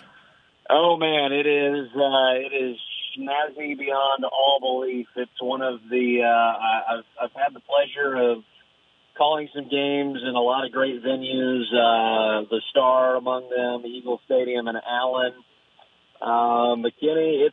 I'm still debating with myself. It's making a strong case for number one. Wow. It is a mighty impressive venue, especially up on press level. There's a few times I was, walking through, felt like I was covering a college game and not McKinney Boyd and Rowlett. All right, so what was the press food like, Bab? I mean, was there some potato salad up there? I mean, hot dogs? What were they giving you? I know Martha would feed us that potato salad over at C.H. Collins. Oh, yeah, it was, you know me better than anyone else there, Zach. I love Martha and the potato salad. So always, brother, always. You're a sick man. But no, it was the word falling out of the back of my head. It was very good. It was pulled pork. That's the word I'm looking for. There it is. Yeah, I don't know why I couldn't think of pulled pork, but yeah, it was pulled pork and some mashed potatoes and green beans. Then they had raisin cookies. All right, well, let's focus on the game real quick here, but let's get away from the food. You're the one that asked the question. I know, but I didn't think that we were going to have. It wasn't Bab's fault that you asked him about press food. Hey, go ahead, Bab Wolchuk, getting on press food. You got to find a way to reel him back in, or else it'll just go on. But let's talk about Rowlett. I mean, this is a team that put up 45 points. Boyd's a school that's got a lot of young players. What did you see out of the Rowlett Eagles tonight? I think Chase Chiofalo at quarterback, if he plays like he did tonight for the rest of the season, Rowlett's going to be just fine. I mean, coming into this game, I didn't really know what to expect out of Rowlett. I kind of had a feeling of how Boyd might be. I knew Rowlett had a strong defense, but Chase Chiofalo, man, their signal caller, He's one heck of a quarterback, man. He was making the good throws. He had a lot of accuracy. He finished 21 of 31, 232 yards, a couple touchdowns. Really, he should have had a couple more. He had a couple kind of toe-tapping end zone passes that were ruled incomplete just by a hair. If you're moving in another 3 inches, those are touchdowns. And he had a kind of one random rough spot where he went 1 for 6 in the middle of the third quarter, which made up, 5 of his 10 incompletions right there in just about a 4-minute span. But he looks really good. They've got some raw athletes on the offensive side of the ball. Guys, you can dump a receiver screen to them, and they break 4 tackles and turn what should be a 3-yard gain into a 34-yard gain. And rushing to Chiofalo, their running back there, he can just lower his shoulders and get moving and slide through tackles with the best of them. So, coming in, I think there were a lot of eyeballs on that Rowlett defense, especially with how big their front four are. But they impressed me very much on the offensive side of the ball. Well, Zach, thanks for calling in. Rowlett 45-21. Have a great drive home, and remember the press food next time, because I know Zach's going to ask about it. Oh, yeah, I always keep a running list of there you go. Zach Babb, always talking about the press food, Wolchuk. Gosh. Just with Babb. Just with Babb, not with anybody else? No, I only trust Babb's opinion when it comes to the press food. If he likes potato salad, he's not a man you can trust. Eric doesn't really... On or off the field, you can't trust Babb. If I just want to say that I'm disappointed that you didn't ask the question about halftime. Of the bands. I wanted to. I mean, I just don't want to steal your thunder. Hekma, I just figured it was coming. I thought you had it this time. I was going to be embarrassed if I asked your question. I stole it from him earlier. He got upset. There's no way I'm going to do that to That's you. True. That's fair. He did get upset early on. But we're running up on time really quick. Rapid fire. Guys, give me your Friday night star of the night. Oh, Caden Davis. Caden Davis. Kicker. 7,000-yard field goal? 483-yard field goal to beat Saxey in the final seconds. Chase McClendon. Wow, Chase McClendon. 102 yards in the first half. Chandler Morris. An outstanding game, not only 6 through the air but on the ground. In his Highland Park varsity debut as a starting quarterback. But it is the night of Caden Davis. I think I'm going to go with you. I'm thinking Caden Davis. 57-yard field goal. That. You can. No, you're a man. That was so easy. That was so easy. That is my own opinion. Take? That is all that I need with Caden Davis. You don't want to go DJ Hollywood, bro. Come on. Well, he's game-winning. He's literally leaving me hanging. Oh my goodness, we're on camera and he's leaving me hanging. That's awful. Oh my goodness. You can't goodness. trust this guy. Yeah, you're right. You can trust Caden Davis. All right, it's Chandler Morris, star of the night. Anyways, what a first show. Friday Night Stars presented by Whataburger here from Frisco, Texas, and the Star in Frisco for my outstanding partners, Hekma Harrison, Zach Wolchuk, and my boy Eric Chiofalo. I'm Kyle Youmans, signing off for the final time. Whataburger Friday Night Stars. We got one more for guy. the end of this first show. But we have one more guy. We're not done yet. We got Joe Willis on the phone. Colleyville Heritage. We got Joe Willis on the phone. Forget my sign-off. Yeah. Forget your sign-off. Forget the star of the night. The star of the night's about to be Joe. Yeah, it's about to be Joe Willis. Joe, how's it going? Colleyville Heritage. Yeah, it's going pretty good right now. How are you guys? Hey, Doing Coach well. Willis. Coach Willis, this is Hekma Harrison. How are you? Good. Good to hear from you. Hey, man, good to hear from you, too. I want to tell you, man, I am very disappointed that I'm not seeing you.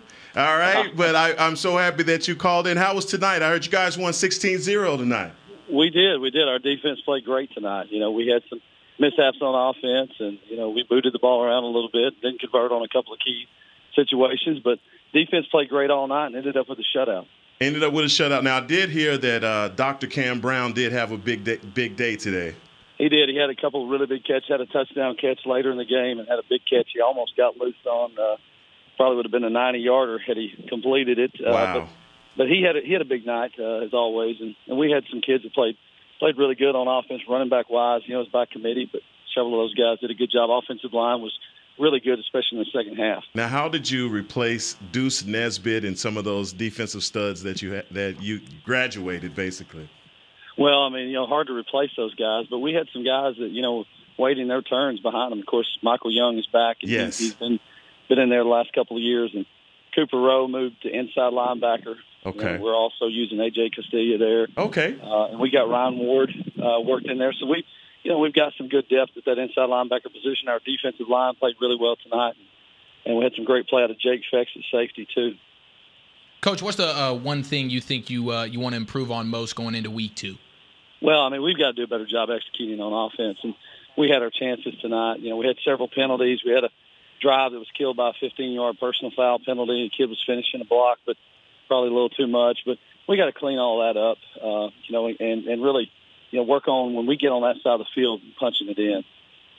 Coach, a great night running the ball like you talked about earlier, but that passing attack, you had 91 yards from your starting quarterback. What do you got to do against South Lake next week to kind of improve on that? Well, we have to be efficient, and we missed some opportunities tonight. We're going to see on film tomorrow that we were really, really close. We didn't turn the ball loose. We gave up a couple of sacks in the second half or in the first half rather, where we had some guys wide open and just didn't get it out of our hands. And that's what happens sometimes when you're dealing with quarterbacks that are inexperienced and haven't started at that level. A lot of nerves, and we were rotating guys around. So, there were two of them that rotated in the first half, and then Trey Flint came in the second half and really played well for us. Coach, do you have one of those quarterbacks that you think you're going to focus on moving forward, or are you going to continue splitting time?